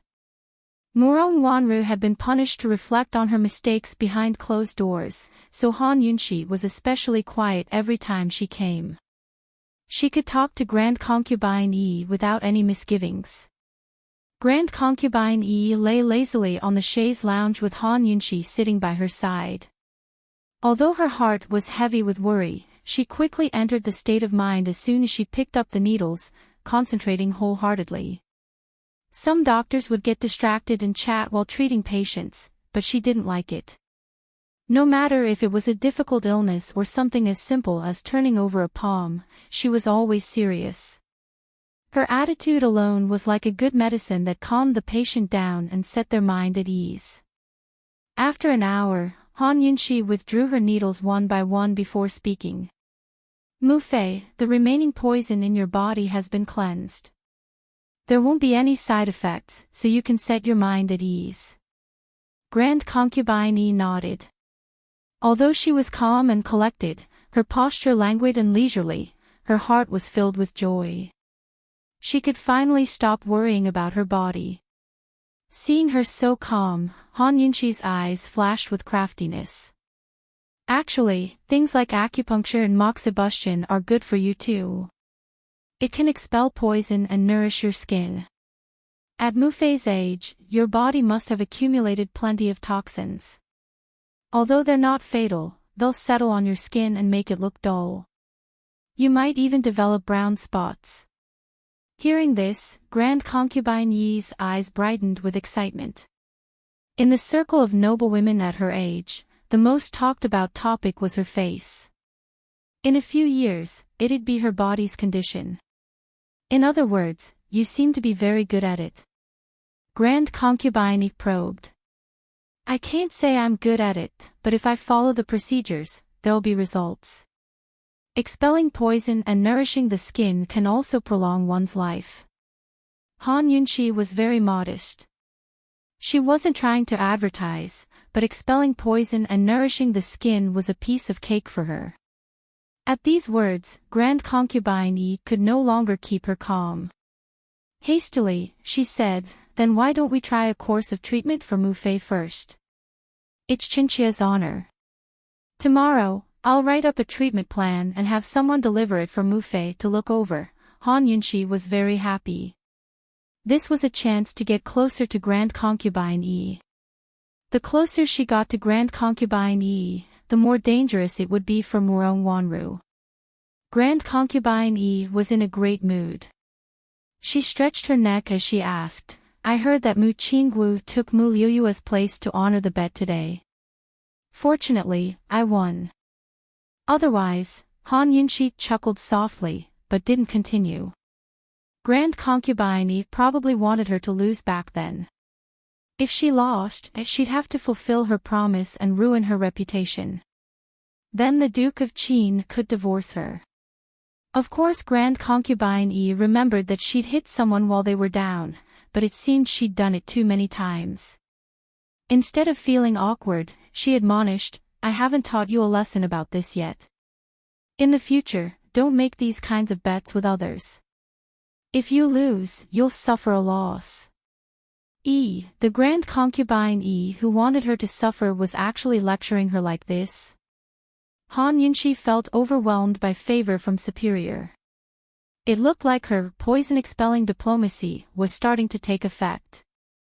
It doesn't matter if Qinqia suffers a loss. But this time, someone with ulterior motives used the Han family incident to implicate Mu Fei. Qinqia truly deserves 10,000 deaths. As Han Yunxi spoke, she added, speaking of which, it's strange. Just who gave Lady Su the guts? Was she targeting Qinqia or Mu Fei? Grand Concubine Yi would have forgotten about Lady Su's affairs if Han Yunxi hadn't brought it up.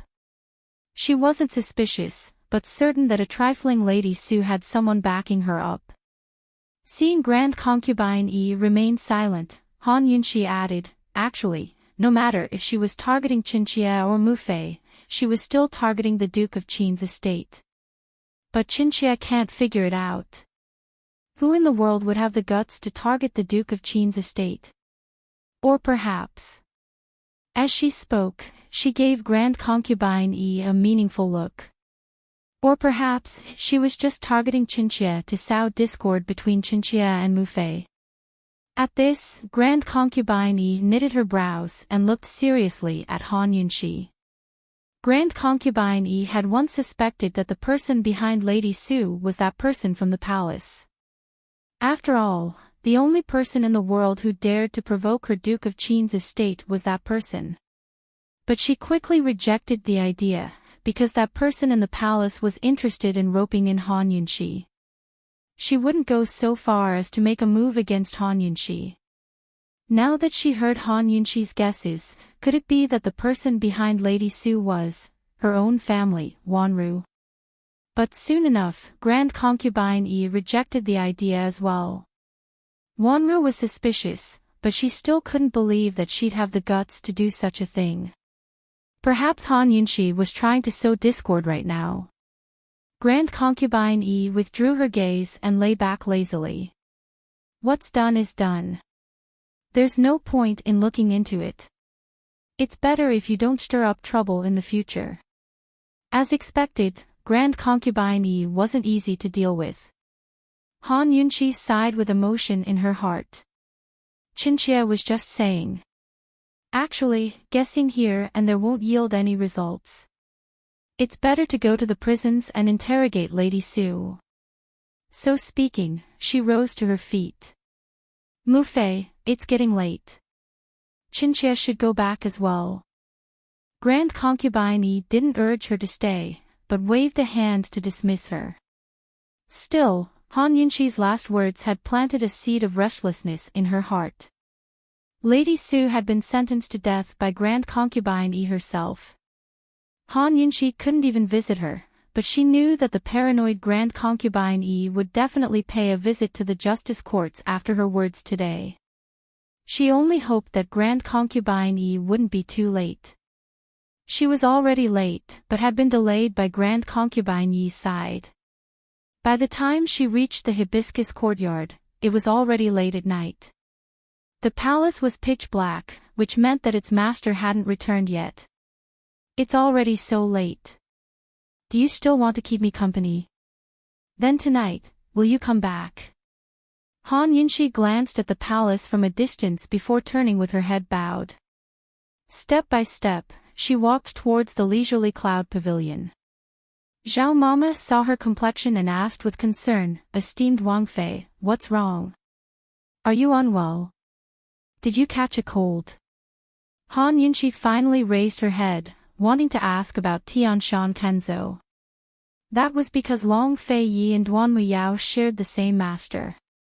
Last time she'd asked, but she didn't get to the bottom of it. But on second thought, she decided to forget it. What was the point of asking so much? What did it have to do with her whether or not he was taking another official wife, left or right? She didn't even like him. Staying at the Duke of Qin's estate was her fate. It was a place to settle down and get a foothold in Tianning's capital city. If anyone dared to cut off her path to survival, she'd never let them off. Thinking up to here, Han Yunxi exhaled and patted Zhao Mama on the shoulder. Then she went upstairs, closed the door, and went to sleep. Zhao Mama's face was filled with bewilderment. What's wrong with her mistress today? Has she been possessed? That night, the exhausted Han Yunxi fell asleep unknowingly. Meanwhile, Long Fei Yi and Emperor Tianhui were locked up in the imperial study to discuss the spy case until daybreak. Long Fei Yi had always been in charge of the Tianli spy case. He had absolute authority over the case, and even Emperor Tianhui couldn't interfere with how he dealt with the culprits. Even though Madame Li came from the Han family and had been hiding there for years, a single word from Long Fei could turn the Han family into criminals. Even Emperor Tianhui wouldn't pursue the matter. But things were different now. Madame Li's last words had made Emperor Tianhui impatient to get rid of the rest of the Han family to prevent future troubles. He even wanted to hold Han Yunxi accountable. Long Fei had been ordered to accompany Princess Rongla for an entire day before Emperor Tianhui finally relented and gave him a chance to discuss the matter. This was a business transaction, not because Long Fei was powerless. In fact, it proved that Emperor Tianhui was powerless against his little brother, Long Fei. Otherwise, who would dare disobey an imperial order? Who would have the right to bargain?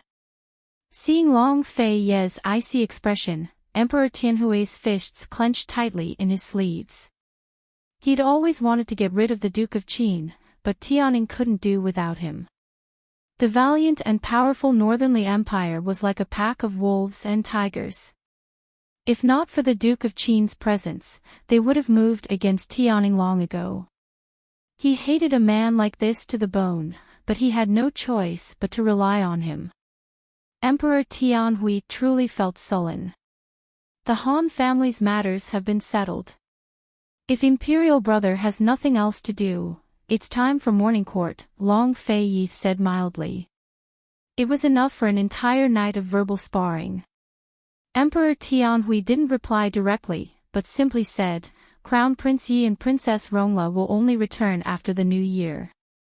You can reconsider the marriage alliance. The marriage alliance is a matter between two countries. Imperial Brother should consult with Western Zhou's Emperor more. It's inconvenient for Chindi to interfere. After the new year, Chindi has plans to travel and have no time to share Imperial Brother's burdens, Long Fei refused outright. In the end, Emperor Tianhui narrowed his eyes and said coldly, the Duke of Qin has worked hard over the matter of the spy. It's time for you to rest. Why don't you hand over the matter of the spy case to someone else so you can recuperate? Was he planning to take back his power? Long Fei's icy lips curved into a mocking smile as he said, Chindi hasn't even reported, but Imperial Brother already knows that there's a follow-up to the spy case. Imperial Brother is wise and brilliant. Emperor Tianhui grew alarmed at his words. Duke of Qin, what do you mean? Madame Li isn't the true mastermind behind the scenes. There's still another person behind her. Chindi's preliminary investigations show that it should be someone from Northern Li's imperial clan. As for who that person is and whether they'll offend our Tianning, that's still unknown, Long Fei replied truthfully. Emperor Tianhui never thought that Madame Li still had someone behind her back. If they hadn't found out who that person was, then it meant that Tianning's capital city was in danger. It was impossible to guard against a spy in the first place, much less the fact that it involved poisons. Madame Li's ambush was deep and her poison skills were formidable. Emperor Tianhui had seen it all with his own eyes. Wouldn't the person behind her be even more dangerous? Poisons were an unorthodox art. Among all of Tianning's civil and military officials, who besides Long Fei dared to take on such a hot potato? Who else was qualified to do so? Emperor Tianhui's eyes narrowed into slits as he coldly examined his young and promising younger brother. Long Fei allowed him to look as he pleased, his expression cold and his eyes cold. His entire being exuded a natural air of nobility. Although he was in a side seat, he was even more lofty and inviolable than Emperor Tianhui. Finally, Emperor Tianhui stood up and said, "Continue the investigation." So speaking, he ordered eunuch Shui, "Change your clothes and attend court." Satisfied, Long Fei rose to his feet. Chindi obeys. I'll take my leave. Although Emperor Tianhui hadn't said a word, he'd compromised. Besides the Duke of Qin, no one else would be able to punish the Han family for their crimes.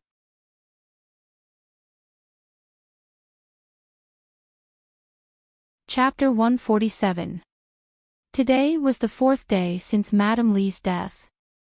Although she didn't know the fate of the Han family, Han Yunxi still spent quite a bit of time and effort to make sure everything was handled properly. Long Fei Yi hadn't returned last night, and she hadn't seen him all day. Han Yunxi didn't ask for his whereabouts, but waited in silence. As long as nothing happened to the Han family, she could follow him wherever he went. After eating dinner at the Han estate, Han Yunxi returned and discovered that the lights in Long Fei Yi's quarters had lit up. This meant that Long Fei Yi had returned. This was what he'd promised to do in the first place, so he should be the one to give her an explanation instead of her asking him again and again.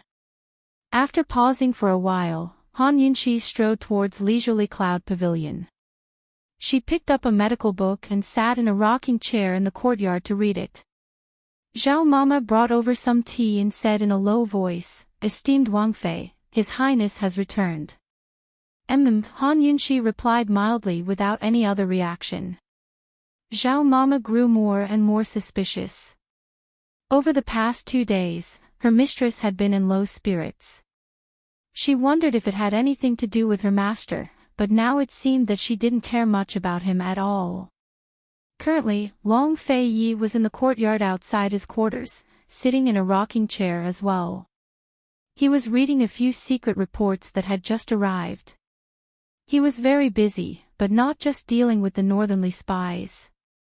The entire hibiscus courtyard was extremely quiet. Soon enough, a thin layer of snow began to drift through the air. He didn't mind, but allowed the snowflakes to fall on his hair and body. Soon enough, Chu Shifeng arrived. "Master, the Celestial Fragrance Tea Shop has been sealed and the deeds handed in." But Gu didn't show up, so he left it all to guard Shengwan to handle, Chu Shifeng reported. Originally, after His Highness and esteemed Wang Fei came back, they were busy with the matter of testing the 10,000 snake poison and didn't mention the Celestial Fragrance Tea House again. However, he didn't know what happened last night. Before His Highness entered the palace, he actually specifically ordered him to immediately seal the Celestial Fragrance Tea House. Long Fei Yi's face was expressionless as he finished reading one of the secret reports. Then he said, "Clearly investigate all of Gu's properties in the capital and seal them up on suspicion of collusion with the enemy." Could it be that Gu had touched His Highness's reverse scale? But what was His Highness's reverse scale? Chu Shifeng had served her for years, but he still didn't know. Chu Shifeng didn't dare to ask, but only nodded. This subordinate understands. As she prepared to leave, Long Fei spoke up again. "While you're at it, check if Gu Beiyue's been idle lately." Chu Shifeng grew even more puzzled. What's the point of investigating Imperial Physician Gu? Could it be that there was a new development in the case of the traitor, and it involved Imperial Physician Gu? But that didn't seem very likely. "Your Highness, please say that Imperial Physician Gu stayed in the palace for a while before falling seriously ill." As this subordinate sees it, he's probably recuperating, Chu Shifeng replied seriously. But Long Fei Yi only tossed him 3 words. "Investigate clearly." "Yes." Chu Shifeng felt resentful. Judging from His Highness's attitude, he knew that His Highness wouldn't tell him even if he dared to ask. The snow grew heavier and heavier. Long Fei Yi rose to his feet and brushed the snow from his hair and clothes. He held up an oil paper umbrella and headed towards Leisurely Cloud Pavilion.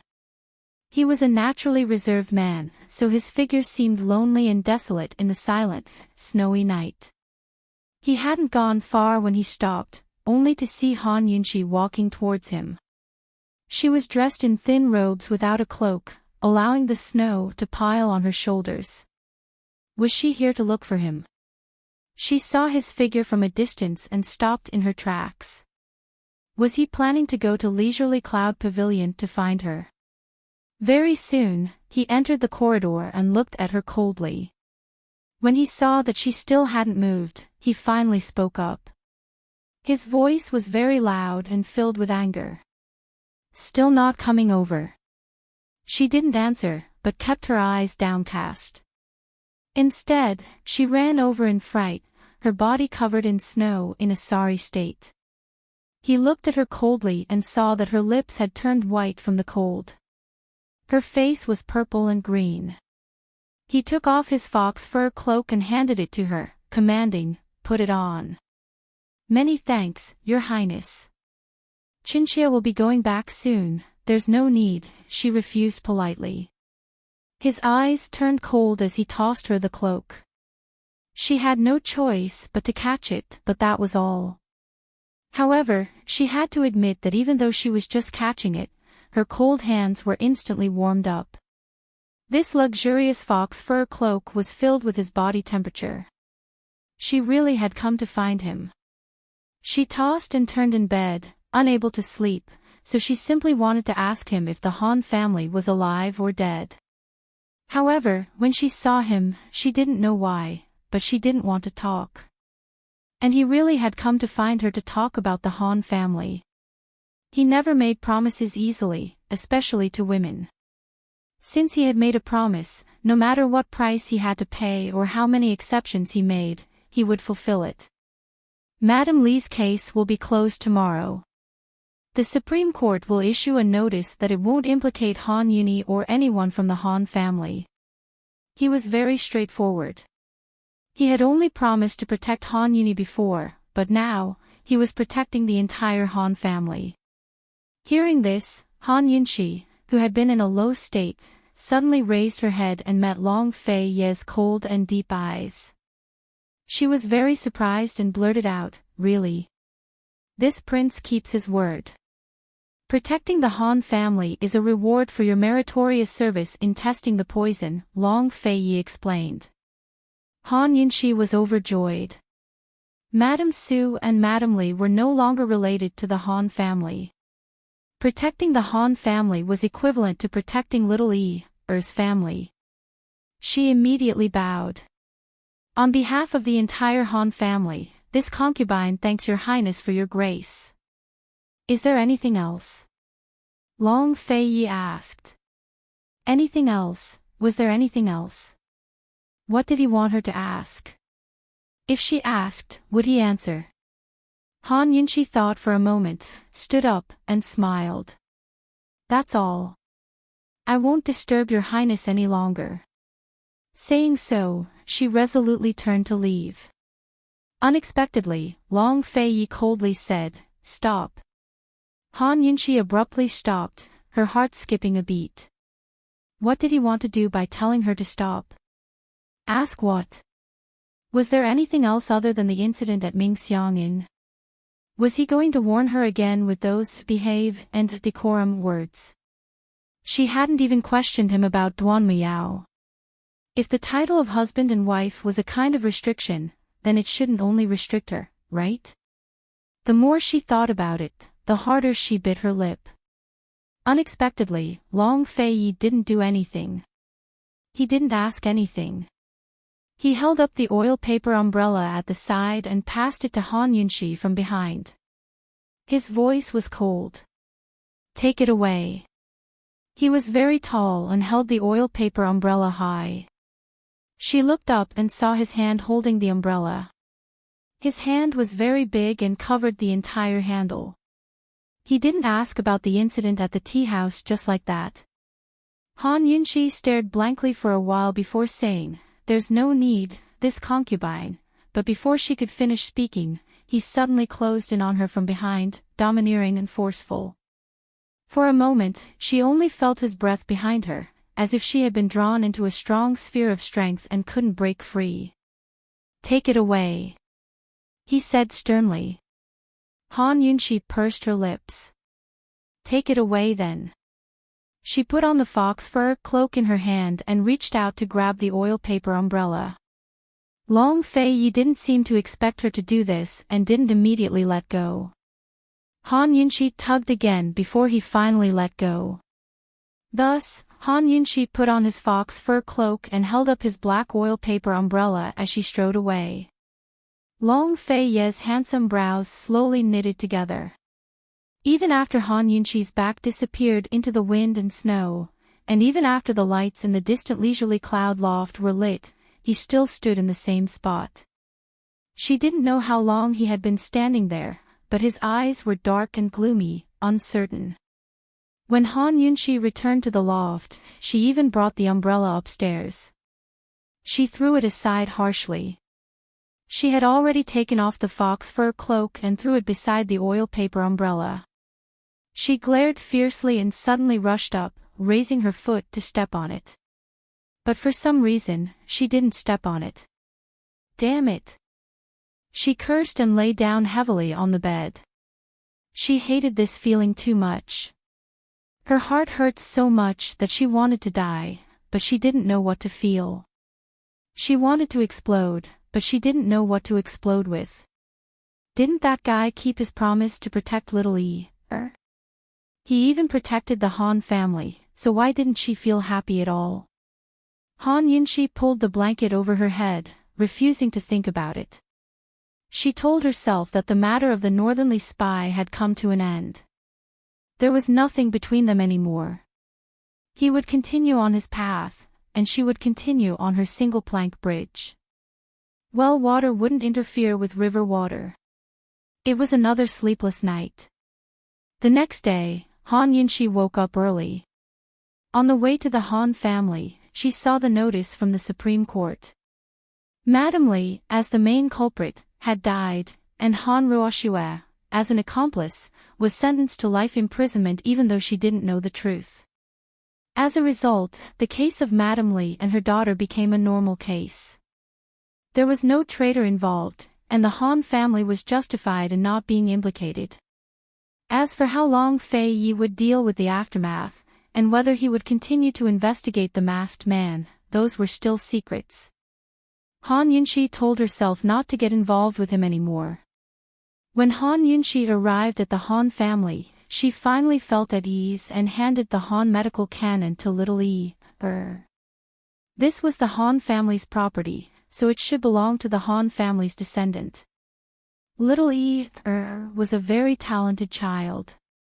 Han Yunxi believed that as long as he was given a good environment, one day, he would make the Han family stand up again in the medical world. In the past, Madame Su had always been in charge of the Han family. Now that Madame Su was gone, Madame Li was gone, and the other concubines had fled, the burden fell on 7th Madame's shoulders. With Han Yunxi's support, the covetous people in the Han family didn't dare to make things difficult for her. Instead, they curried favor with 7th Madame and brought many expensive gifts to visit. After a few days, 7th Madame recovered. Han Yunxi called the accountant and housekeeper to discuss.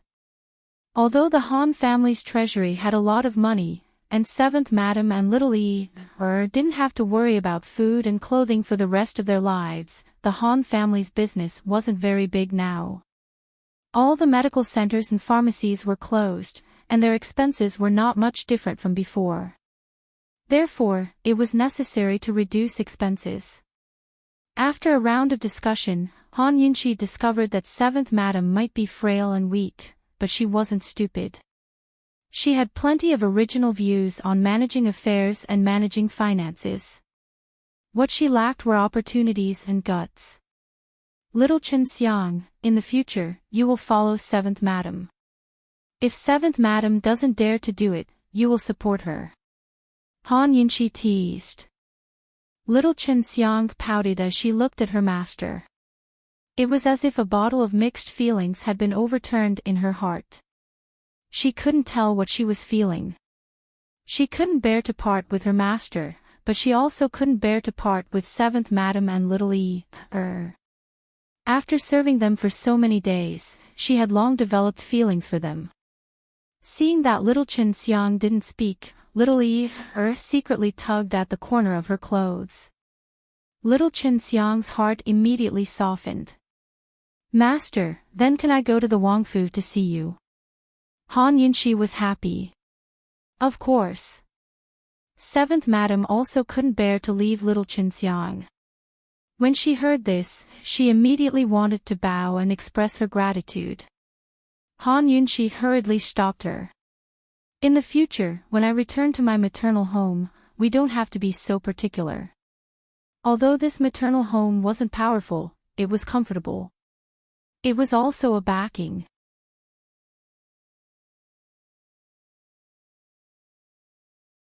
Chapter 148.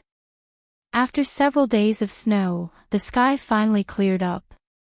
It was as if the sky had been washed, a beautiful azure blue. After that bet, Mu Luiyue didn't attend any gatherings in the circle. She spent her days hiding in her room, depressed, and her temper grew worse and worse. With a bang, another expensive vase was smashed. The servant girls surrounded the door, but no one dared to enter.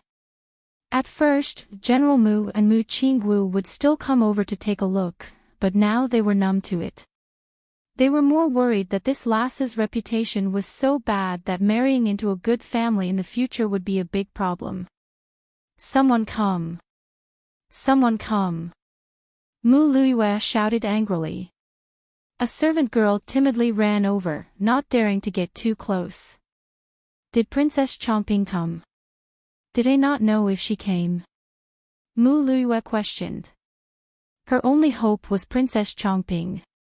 However, ever since the incident, Princess Chongping hadn't come even once.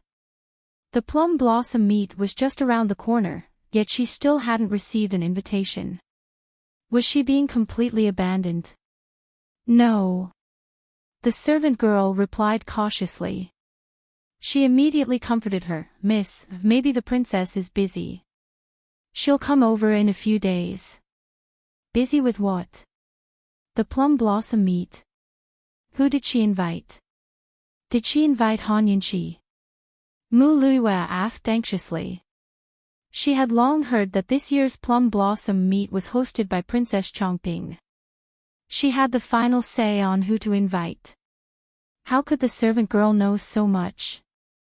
She immediately found an excuse and fled. Miss, please wait a moment. This servant girl will go ask around. With Mu Luiyue's reputation being so bad, Princess Chongping naturally wouldn't come. She was indeed busy with the plum blossom meet. The first invitation was sent to the Duke of Qin's estate, and it was for Han Yunshi. These past few days, Han Yunshi had been shuttling back and forth between the Han estate and the Duke of Qin's estate, dealing with the aftermath of the Han estate. After that night, she hadn't seen Long Fei Yi again.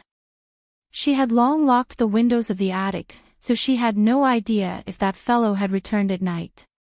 She also had no idea if he was busy or not. As for news of the Western Zhou princess, she didn't try to find out. Her days went on like this. Occasionally, she'd visit Grand Concubine Yi to help her expel poison and nourish her beauty, and chat a bit. Although their relationship wasn't very close, it was much better than before. During this period, Gu had sent a few cans of premium Nanshan black tea leaves, but she threw them all away. No one knew that she didn't go to Nanshan to pick the black tea leaves for herself. At this time, she had just returned when Steward Xia came looking for her. Esteemed Wang Fei, esteemed Imperial Concubine Dowager wants you to go over. What is it? Han Yunshi didn't understand. She'd just performed acupuncture on Grand Concubine Yi this morning. Besides that, Grand Concubine Yi would never seek her out. This subordinate doesn't know. Consort Dowager is waiting. Esteemed Wang Fei should hurry over, Steward Xia replied. Could it be that something had happened to Madame Su? Grand Concubine Yi had ignored her multiple indirect inquiries. She couldn't get any news from the justice courts, so she could only try to figure things out. Han Yunshi hurried over. But as soon as she entered, she saw an unexpected person. Murong Wanru. What was going on? This white lotus had actually appeared. Did Grand Concubine Yi never suspect Murong Wanru, or was she covering for her despite knowing the truth? She was just an adopted daughter, so was it worth it? Sister-in-law, you're finally here. It's cold outside, so hurry and have a cup of hot tea. Murong Wanru acted as if nothing had happened. She was especially attentive and warm as she pulled Han Yunshi to sit and poured tea. Han Yunshi politely declined and asked, Mufei, Steward Xia said you were in a hurry to find me. Grand Concubine Yi knitted her brows as she handed over a pink invitation card. It was double-layered with flowers and carved with a thin, delicate plum blossom. Han Yunshi took a look and immediately understood what was going on. This was an invitation to the plum blossom meet. Unlike the other invitees, she didn't know whether to laugh or cry. There was no good banquet, no good table. She was the least interested in such things. The so-called plum blossom meet only invited the rich and noble. Moreover, most of the guests were young women. Although it was said to admire the plum blossoms, it was actually a group of women vying for attention, forming cliques, and trampling on each other. Every time something happened at the plum blossom meet, it would spread and become the talk of the noble ladies. How boring. Han Yunshi hesitated before saying, Mufei, Chinchia's body isn't well. I don't know if this banquet can, but before she could finish, Murong Wanru spoke up. Sister-in-law, you mustn't not go. The Empress's body isn't well, so Princess Changping is hosting this time.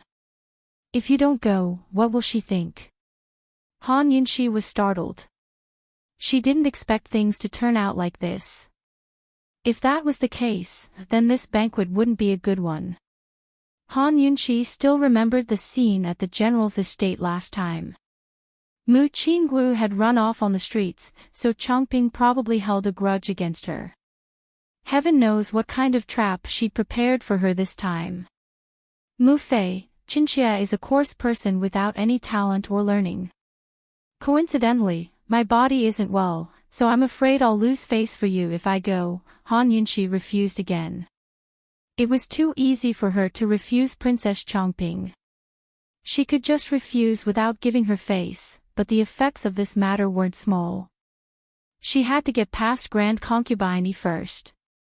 Grand Concubine Yi still didn't speak, so Murong Wanru spoke up again. Sister-in-law is too modest. It's just admiring the plum blossoms. What talent or learning is needed? If sister-in-law doesn't go, won't Wanru be left alone? Moreover, sister-in-law is going as a representative of our Duke of Qin's estate. If you don't go, then Wanru might as well not go. Now Han Yunshi understood why Murong Wanru's ban had been lifted without any warning. As it turned out, she'd been invited as well. She opened up the invitation and saw that it was dated 3 days later. Han Yunshi knitted her brows and didn't speak. Finally, the silent Grand Concubine Yi spoke up. Yunshi, if you don't go, I'll lose even more face. A few days ago, they were already discussing whether or not Changping would invite you. Do you dare to go? Yunshi. Heavens. With a thump, the teacup in Murong Wanru's hands fell to the ground. She was frightened. Mu Fei was calling Han Yunshi by her name so intimately and even discussing things with her so nicely. Murong Wanru's face was ghastly white. She'd been caught unprepared. She thought Mu Fei would angrily reprimand Han Yunshi, but who knew Mu Fei's attitude was like this? What had happened between Mu Fei and Han Yunshi while she was locked up in the palace? She'd just been released and hadn't had time to ask her confidant about the situation. Seeing this, Grand Concubine Yi looked over unhappily. What's the matter with you? Han Yunshi was secretly laughing in her heart. It didn't matter that Murong Wanru was released. She'd be crying in the days to come. Mu Fei, Chinchia heard that as long as an unmarried woman wins a prize at the Plum Blossom Meet and becomes famous, matchmakers will trample all over their doorsteps afterwards. I don't know if it's really that exaggerated. Han Yunshi asked seriously. Grand Concubine Yi smiled. It's exaggerated, it's exaggerated. Still, it can't be considered fake. As long as one dazzled the crowd at the plum blossom meet, they'd attract the admiration of countless gentlemen who'd want to marry them. Thus, the plum blossom meet was a sacred gathering that women in the capital yearned for even in their dreams. So it's like that. Then I'll go with Wanru. That girl's reached marriageable age, Han Yunshi said with a smile. Murong Wanru's heart skipped a beat at these words. Han Yunshi, that slut, really wanted to marry her off. It wasn't up to her to care about her marriage. Wanru, you have to perform well. Mufei, you should have steward Xia thicken our doorsteps later, he, Han Yunshi teased. A complicated look flitted past Grand Concubine Yi's eyes, but she didn't speak. Han Yunshi added, Mufei, or have you already chosen a family for Wanru? Grand Concubine Yi immediately shook her head. There's nothing like that. Don't start rumors. Mufei, Wanru's not young anymore. If she's not anxious, aren't you anxious for her sake as well? Han Yunshi asked next. Murong Wanru felt like her lungs were about to explode. Neither she nor Mufei were anxious, so why was this slut so anxious? What did it have to do with her? But Grand Concubine Yi only replied mildly, of course I'm anxious. But such things can't be rushed. You have to think things over slowly, right? Murong Wanru's heart almost stopped at these words. How could Mufei say such things? She was an adopted daughter, not the Duke of Qin's blood sister. Mufei had even tried to match her with the Duke of Qin time and time again. Mufei said that as long as the Duke of Qin nodded, she'd immediately make her his concubine. That way, she could stay by her side for the rest of her life. Could it be that Mufei had changed her mind? She'd worked hard for so many years just to stay by the Duke of Qin's side. Even if she couldn't be official consort because of her birth, she didn't mind. Mufei understood her heart best, so how could she be like this? Indeed, we should think things over slowly. If Mufei has any candidates in mind, don't hide them in secret. Qinxia can help consider them as well, Han Yunshi said seriously.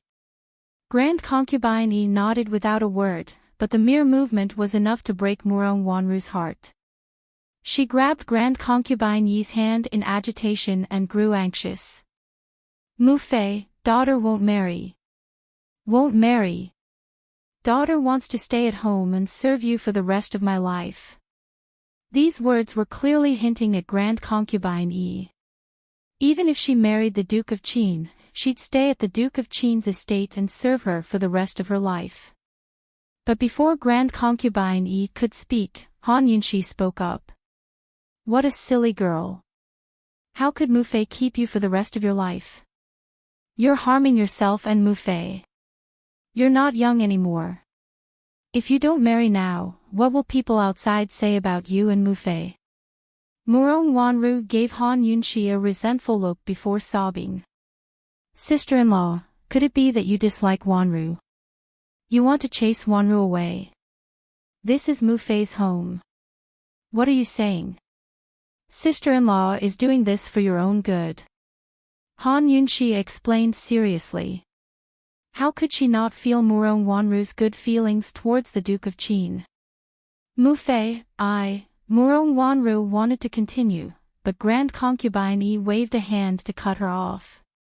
All right. Let's talk about the plum blossom meet first. She looked at Han Yunshi from head to toe and said, Yunshi, prepare 3 sets of presentable robes. 1 for the day and 2 for spare. Use these 3 days to understand the situation at the plum blossom meet with Wanru. Remember, you're Qin Wangfei and Changping's elder. Don't lose face for me. Han Yunshi looked at Grand Concubine Yi seriously. She knew she couldn't avoid this calamity. It was rare that Grand Concubine Yi didn't warn her, but reminded her like this. All right, this time she'd go just because of Grand Concubine Yi's attitude. Forget about the plum blossom meet, she wasn't afraid even if it was a banquet at Hongmen. Yes, Qinshe understands, Han Yunxi replied seriously. Murong Wanru's heart was filled with terror. She couldn't accept everything she'd seen and heard. That very night, she found Gue Mama and a few servant girls to ask about the situation. What a Han Yunxi! It's only been a few days, but you've already dispelled Mu Fei's enmity towards you. If I keep you here, how am I supposed to keep a foothold in the Duke of Qin's estate? The next day, Murong Wanru immediately made a secret appointment with Princess Chongping.